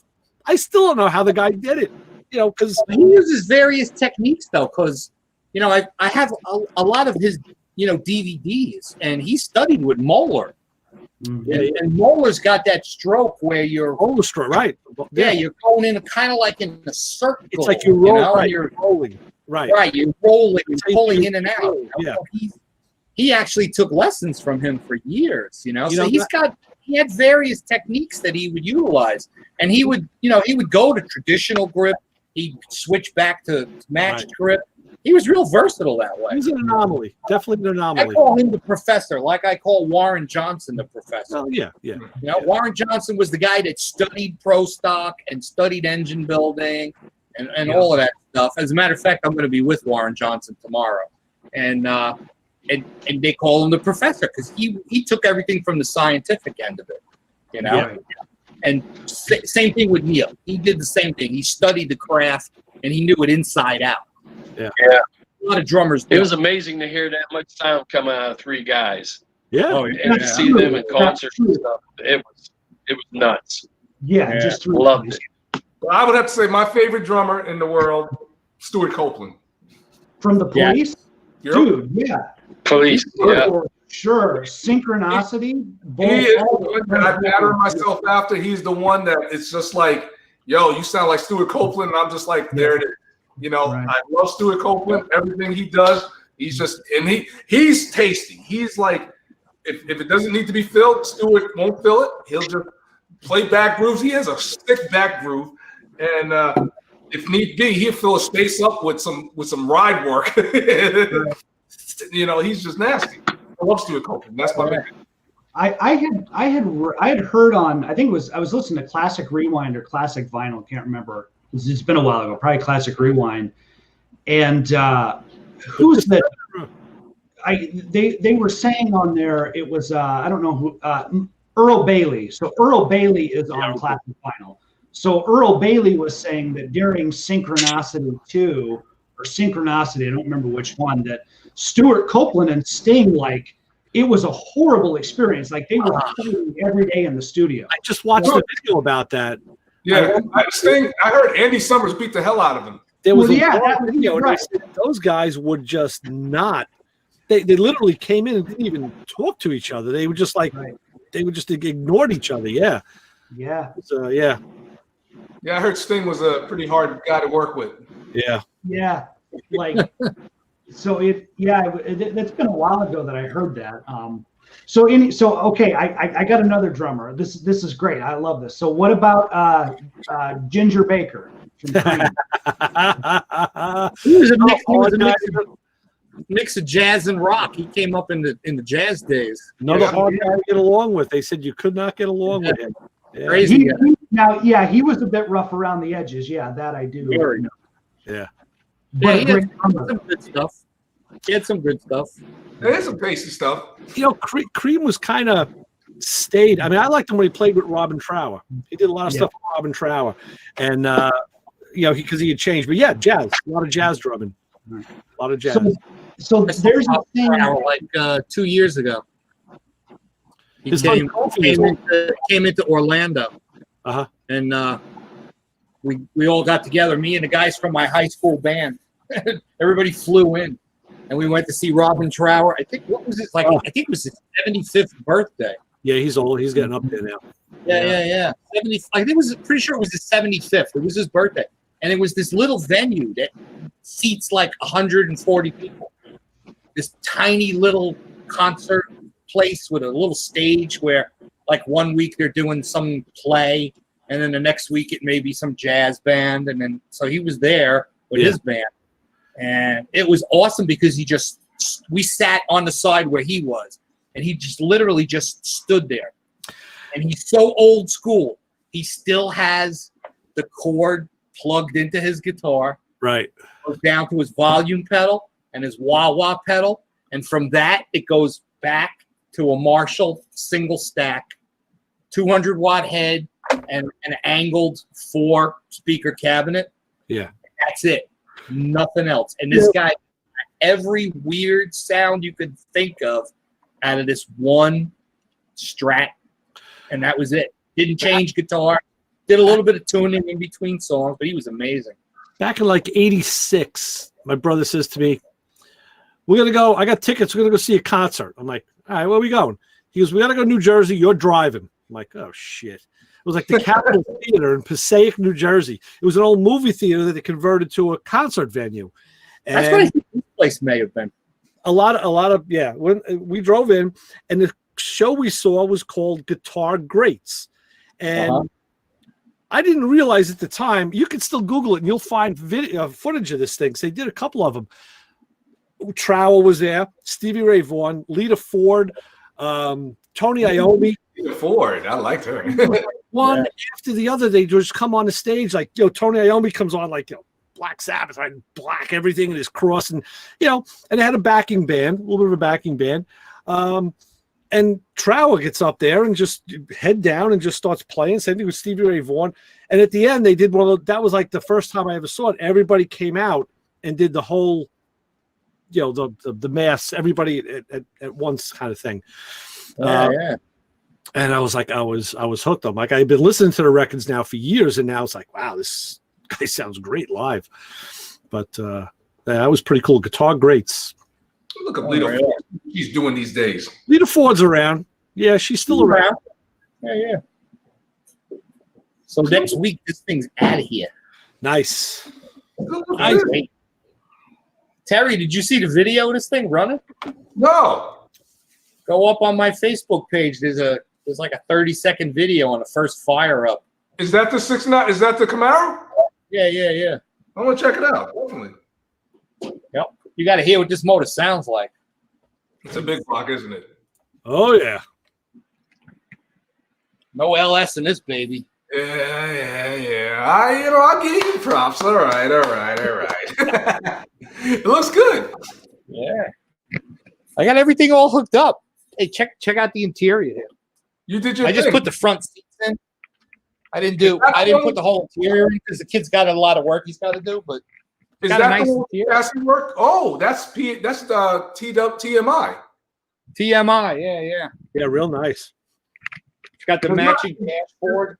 Is this the car that has the Chris Alston? Yes. Now, how hard was that? Because I got one for my '69 Camaro. Digital dash. Oh, nice. So it's easy. It's a bolt-in.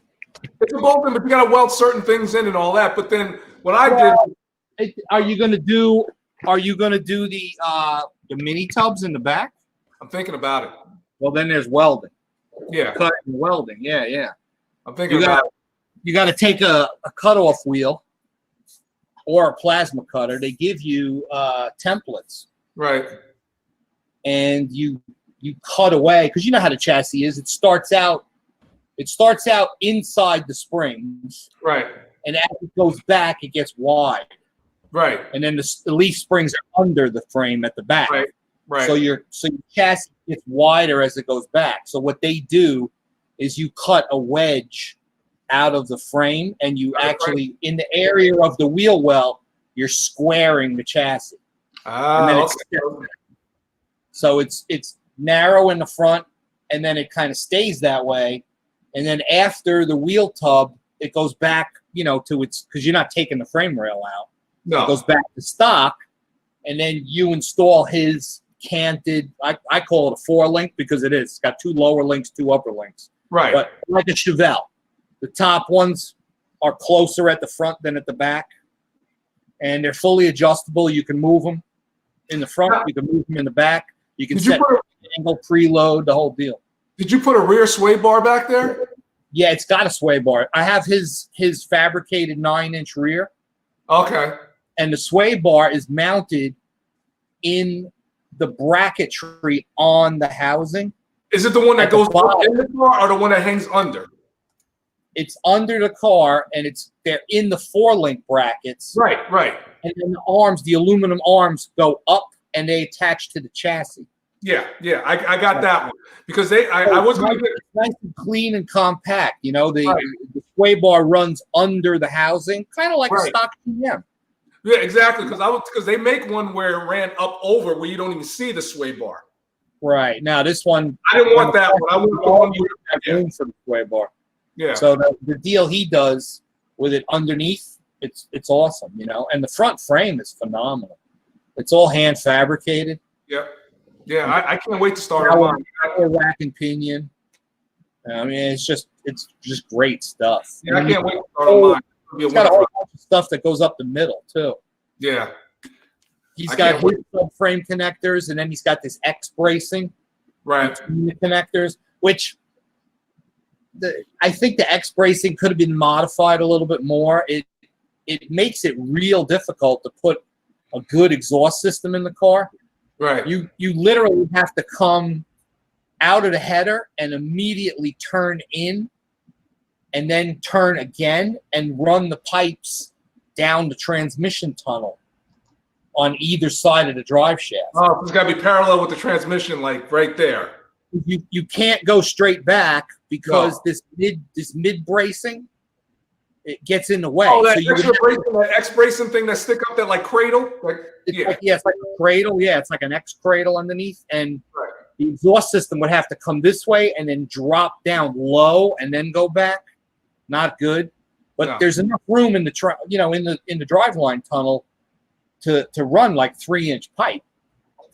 So that's what he's gonna have to do. Mm. So, did you that exhaust?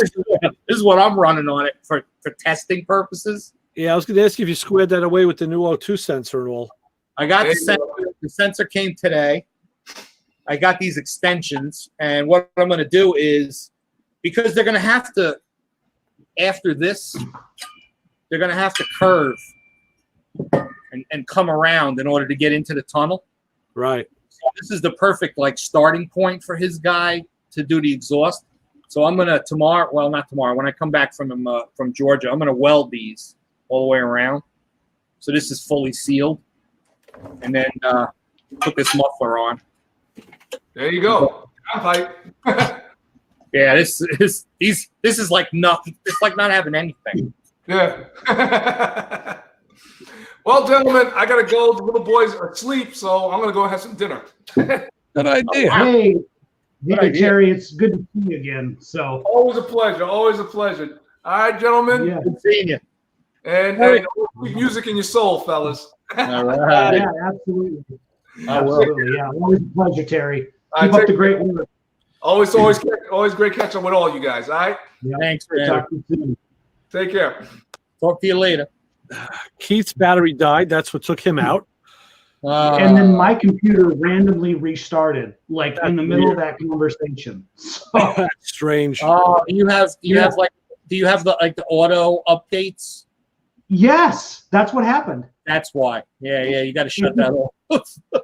You just literally was oh, guess what? It's time to update. Yeah, literally, it was an automatic update. It just shut me down. Mine has a tendency to do that too. I have to make sure that I shut it down on Thursday night.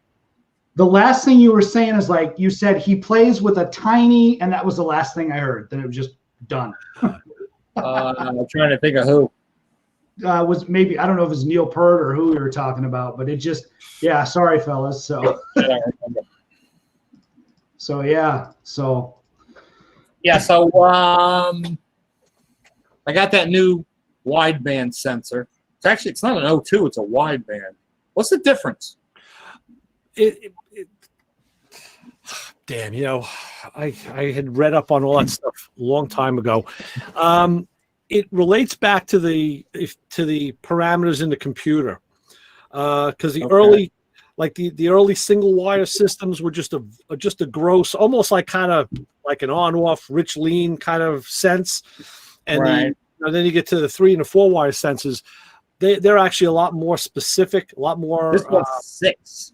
Yeah, they're a lot more. And my tuner guy that I got that came here that was working on the map said that is a piece out of an Audi. Oh, okay. Yeah. All right. He said, and it's a cheap wideband sensor, and it's sensitive to the point of if you drop it, throw it away. Oh, wow. Really? Yeah. And he has a different one that he uses, but it requires some pin changing and then remapping. Yeah. But he says it's built like a Mack truck, so you can't kill it. If something happens and the system goes totally fat, you won't destroy it. That's good. But the other thing that he also said was a motor this big, making this kind of power, really, that's not really the right fuel injection unit. He goes, it'll work. Don't get me wrong. But it's really not right. And he said something like this should be using that Holley Dominator EFI. That's a large unit that can control literally the whole car. He says it's got a lot more options and a lot more fine tuning. And there's, he honestly believes on an engine this big that it should be an actual injector per cylinder. He said, and then even better, coil on plug. You're going to relay that to the owner? No. Okay. He said this will work. He goes, I mean, and I get that in case you want 0 to 100, this thing is going to run at like 80%. Yeah. No, he says it's never going to be perfect. I meant in case he wants to change it down the road. I wasn't alluding to the fact that you would. No. He wants something that he can get in and rumble around and drive and be okay with. And sure. My guy said to make sure that he takes or finds a tuner where he lives. Yeah. Altitude is different. Humidity throughout the year. It's different than Florida. Sure. And I had mentioned that to Evan, and Evan says, where's the kid live? So I told him, he's like, I got a guy. Okay, good. I'm hooked up.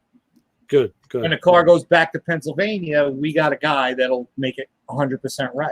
Excellent. But I did find something tonight. I was just kind of scanning through the EFI page, and somebody had mentioned that there's a lot of these units that have an internal problem in the computer part.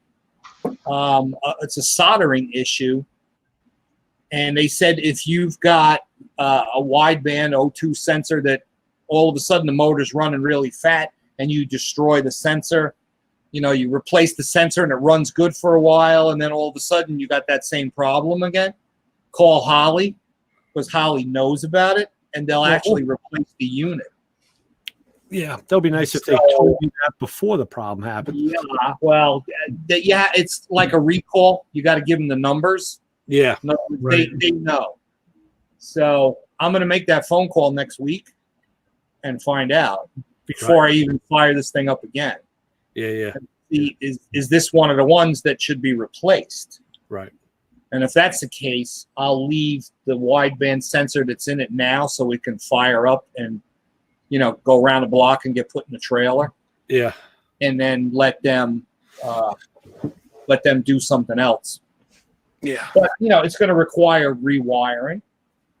It's not a bolt-on deal. He's going to have to pull the cables through the firewall, the power cords. I mean, it's not like saying, oh, there's a bad EGR valve and you just unbolt it and put another one in, you're down the highway. Right. He's going to have to set up a bunch of stuff, which that's a pain in the ass. Oh yeah. Well, I'm still looking for FJ parts. So you went ahead and got that one then, Ray, because last we had talked, you were thinking about it. You were early on the show. Yeah, it's still at the station. I didn't take it. It's still it's there, but I did tell the guy, said, yeah, I'll take it. Okay. I'll take it. And I started doing some work on it. I changed the seatbelt, retracted it, needed doing, and some small things, headlights, different things, some little maintenance things it needed. But yeah. But I found out, I realized I was cleaning out the back of it, and the seats fold down. So I folded them up, and I realized the bottom section of half of the back seat is missing. So the other owner must have taken it out for some reason and then was driving around like that, and now it ain't in there. So great. I got to try and find that out of a junkyard. That's right. Which is going to be tough. But and I'm finding all these FJ junkyards with like 10, 12, 14 FJs in them, but they're all in California. Like, oh, damn. Yeah.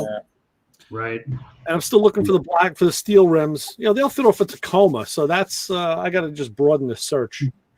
Right. I meant to ask you, Ray, too, just in the last few minutes we have, how did it go? When you were saying earlier tonight that you watch YouTube like TV, you had said the same thing on the air with Matt Stone, right? So I was wondering, how did that go? What was that like interviewing him? That was a cool show. Matt, thank you. Yeah, Matt is, and it's old Matt. I mean, he's a great guy. He's a total stone cold professional. I want to get him on this show on Thursday night. Yeah. We've dealt with him in the past. Actually, when he was the executive editor at Motor Trend, right, he gave us the time of day and he came on the show, and I was like, wow, that's pretty cool. So he's always been a great interview guy. I was telling my web guy, he was asking me, about what I expected. And I said, listen, I'll tell you what I expect. I said, a guy like Matt Stone is a stone cold professional. The guy has been an automotive professional for years. He did everything, and he's a top-notch author. I said, he's the kind of guy you just ask him, hey, Matt, I heard you wrote a pretty good book about a Mustang. And he'll take the show over. I said, I'm going to have pages of notes because I always do. I actually read the book. I said, but I don't need them because 9 out of 10 times guys like him will answer the questions that I haven't even asked yet. Right. They do that. I said, it's going to be easy. And like you said, it was, because it was a great show. Yeah. It was a great show. We've had other guys on, I guess, younger authors, you could say, or guys not as seasoned, and you gotta almost have to stick to a script to keep them on track. And you really, I've had to lead guys in and out of conversations. That's a lot of work. That is. It is. Yeah. You just say something. We had him on a Zoom meeting, so I had the book and I would hold up a picture. He goes, "Yeah, that's the picture," and then he goes and tells a story about the picture. Right. So, totally easy to deal with. But cool. And then afterwards, I always follow up afterwards, like I always do. And he said he'd like to come on some other time. He goes, listen, if you want, he goes, you want me to come back on and talk? He goes, I know talking with you guys, we can talk about cars. Yes. In general for hours. So if you ever want to I'll get him on as just a regular guest. Absolutely, and you should. Yeah, that's fantastic. The only problem I had, and I heard it right in the beginning, I invited him on early, and he didn't come in early. And I would have maybe been able to rectify this. His audio was kind of muffled. It was almost like he was under a pillow. Right. And you go live, you can't be troubleshooting that stuff because it doesn't sound right. You can't, And, right. I did mention it to him on the break, and he said, he made reference to his headset microphone. Maybe he knew that it had been problematic. I don't know. We never got back to talk about it, but that was the only problem I had with that interview was his audio could have been crisper. Right. Any idea when you guys are going back to the studio? Do you know? I don't think, this semester was a wash, so till December is out. The school is already committed for the whole next semester to be offline. I'm going in. I go in actually 4 days. I got clearance to do face-to-face. Sure. Because some of the class, I'm involved with laboratory work and a surveying class. And, it's kind of hard to do land surveying on a computer. You got to hold it and measure, So, but I go in there, it's like a ghost town. There's like nobody there. It's great. Right. Nice. We won't be going back now. And I wish we were, because I'm very limited to what I can do. I mean, it's nice being at home, but I like having a studio. I like having all my files that I could play and yes, I could import. Now I can't do that. So call Trump. Yeah. Trump will talk to the people that run the college and tell them, you got to open up. Right. Exactly. And well, even having a high quality microphone to talk into, like that's part of what's nice about a radio studio. You have a higher quality mic. Well, that's true, but I use one of these, so that's a good mic. I invest a little bit in my own home setup, and I love it. The studio mics you had are good. Yeah. Yeah, and then you have control, and that goes through processing and all. There's now when I listen to the show back and I hear little audio glitches, and I know it wasn't live, it's through the processing and through all the electronics that we're running.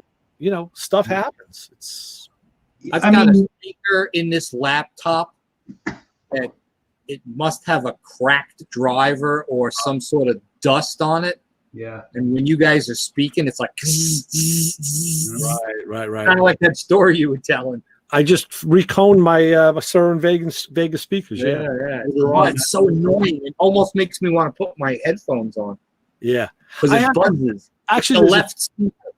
In my Mazda, it has a Bose system, and I noticed it when I listen to AM radio. One of the speakers gets a little bit of a buzz in it that sounds like a bad driver.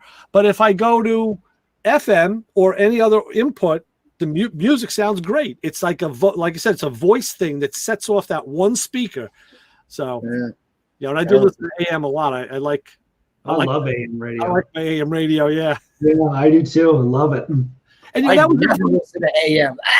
Oh, I do. And Carl, that was something we talked about on the show years ago. There was a piece I read where they said that car manufacturers decided that they were going to take AM radios out because no one listens to them anymore. Right. And then I monitor the New York radio message board every day. It's obviously it's a radio media message board. And every time there's a storm or a natural disaster, someone will always chime in like, if it wasn't AM radio, those people couldn't have heard the weather reports or couldn't have heard the you're right. AM is local. That's real, true local radio. I keep one right here on my desk, and I listen to WHLI. Local AM. It's got no tonal quality. It's like listening to a tin can. Actually, you want to know something, John?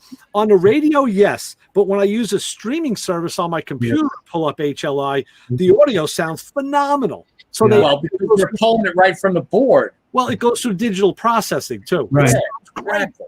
Great. There's like FM would broadcast in high def. There's an AM digital too, and it sounds you would never know it's an AM station. I can get AM digital on my 2020 GMC, and those do sound good. Yeah, they sound really good. And on FM, you've got all of those FM digitals besides the regular FM stuff. So the FM band is like overloaded with programming now. Right. You'll get stations like one of the local Tampa stations. You've got it's 103.5, and then they've got Digital 1, Digital 2, Digital 3. Yeah. 4 programs coming out of one studio. One radio station. See, that digital AM must be exactly radio. There's like all kinds of stuff going on FM. Your digital AM must be exactly what I'm hearing when I listen to the stream, because it's over the internet at that point. So digitally processed, and HLI, which plays music, and they play music primarily from like the late 60s through the 70s, which is what I want to listen to anyway. Right. Sounds great. I love it. My radio is on Sirius, and I'm bouncing around all over the place. Yeah. Although I've brought this up with my dealership, and nobody has the answer to it. My 2020 GMC will lose the Sirius signal 3 or 4 times a month, and it won't find it.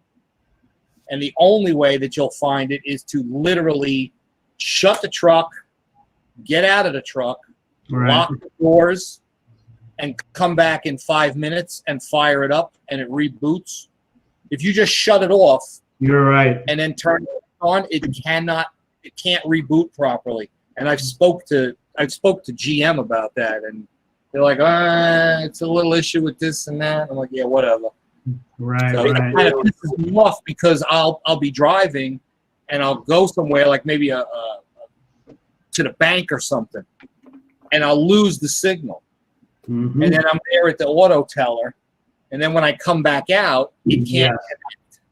So then I'm listening to FM until I go to my next stop where I wind up have to shut the truck off for 10, 15, 20 minutes, a half an hour. When I come back, then it works. And I'm like, I don't know why you can't find the signal. That's a software problem. For sure.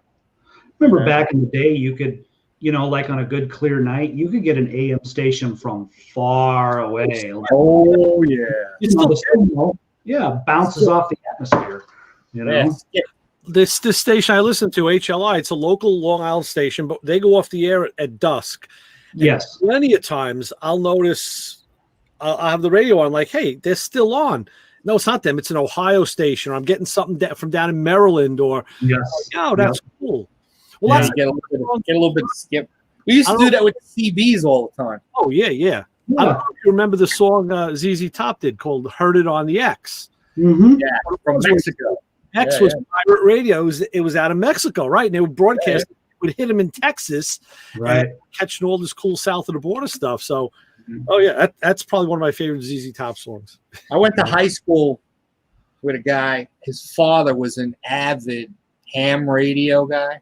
Yes. And then they had a couple of, I'm going to call them rack-mounted CBs. Right. Not your typical realistic that you would go buy and put in the car. And right. They had an antenna in the backyard.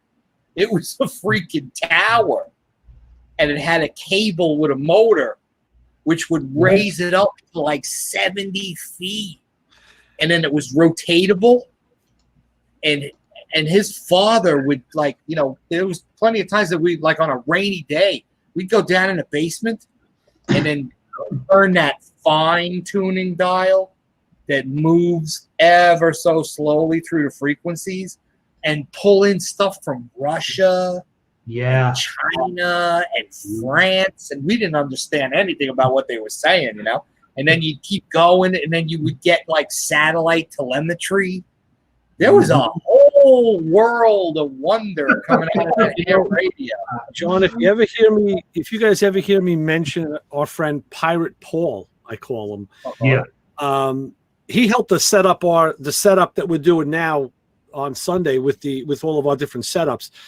I worked with this guy back in the 80s at the engineering place I worked at, and he's mechanical, does machining, but he's also, we call him Pirate Paul because he used to run a pirate radio station, and that's in New Hyde Park, which is just a suburb of Long Island. Same thing. His house, his parents' house, the backyard bordered on a dead piece of property, and there was a row of trees and a phone pole, some phone poles. He mounted his antenna by the pole and did the same thing. He would telescope it up, and then when he put it down, it was camouflaged by the trees because he wouldn't catch them. And to this day, he's in Garden City now. He had a block party a couple of years ago for his birthday, and he brought up his board, the mixing board. He hooked it in. We went live pirate radio. I got on a mic. I did some DJing for him. And all. He goes, "Yeah, you know how to handle a mic." I'm like, "Yeah, give me that damn thing." And he had his local friends had a band. They were playing in the street. We broadcast it, and so yeah. When I talk about Pirate Paul, he's one of my go-to guys to help troubleshoot stuff like this. Lucky the FCC didn't come looking for you. I know. Well, he keeps it low, and he's smart. He knows how not. But back in the day, in the 70s, my friend Tom, we had CBs in our cars. Yeah. And my buddy Tom had a Lafayette Comstat. I forget what it was, a Comstat. I forget what the number was. It was a base station, but it had a 12 volt. You could adapt it for 12 volt use. And I would put it on the front seat of my 65 Chevy station wagon. I had a Turner Plus 2 power mic, on the dash. He used to use a lollipop mic when we had it as a base station, that big chrome, looked like a big lollipop with the paddle on it. Right. I got the Turner Plus 2, the power mic, and then I was running a 102-inch whip. Then I started getting into it and realizing, like, okay, I put 202-inch whips on the roof and co-phased them, and then put a 40-watt linear in the spare tire well. There you go. People thought I was a base station because I cranked the power mic. When I would key that mic, you'd go pop. It was that real loud pop. Yes. It would clear any chatter for 10 miles. Back then, you used to go and, like, you'd meet people, all over the place, and you get to learn where your friends were, and you knew where the base stations were. And if there was a guy in a base station who was being a bit of a dick, I would just drive by his house, sit with it like two houses on, just key to mic. It's like, guess what? Keep off the air. I just dumped it. And I'd be like checking his setup and running us like, what the hell's going on? Right. Yep. Those were the days. That was a lot of fun. So we have this other guy, Mark. He calls the show once in a while. This guy's another fanatic, another political fanatic. You'd love him.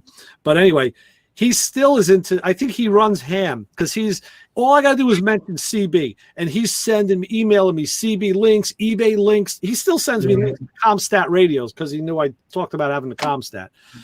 I'm like, geez, Mark, take it easy, man. That's crazy. Yeah. Well, I'm going to hit the road because I got to get up early and go to Georgia. Yeah. Good luck with the car. Safe travel. Say hi to Dina and Drew. I will. Yep. Good to see you again, Chassis John. And all right.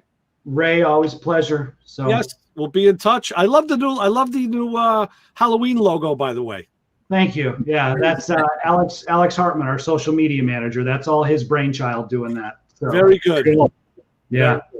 Yeah. Take care, guys. Good to talk to everybody again. All right, fellas. We'll see you soon. For Plane and Travel. We're signing off. We'll see you next week with John's new car.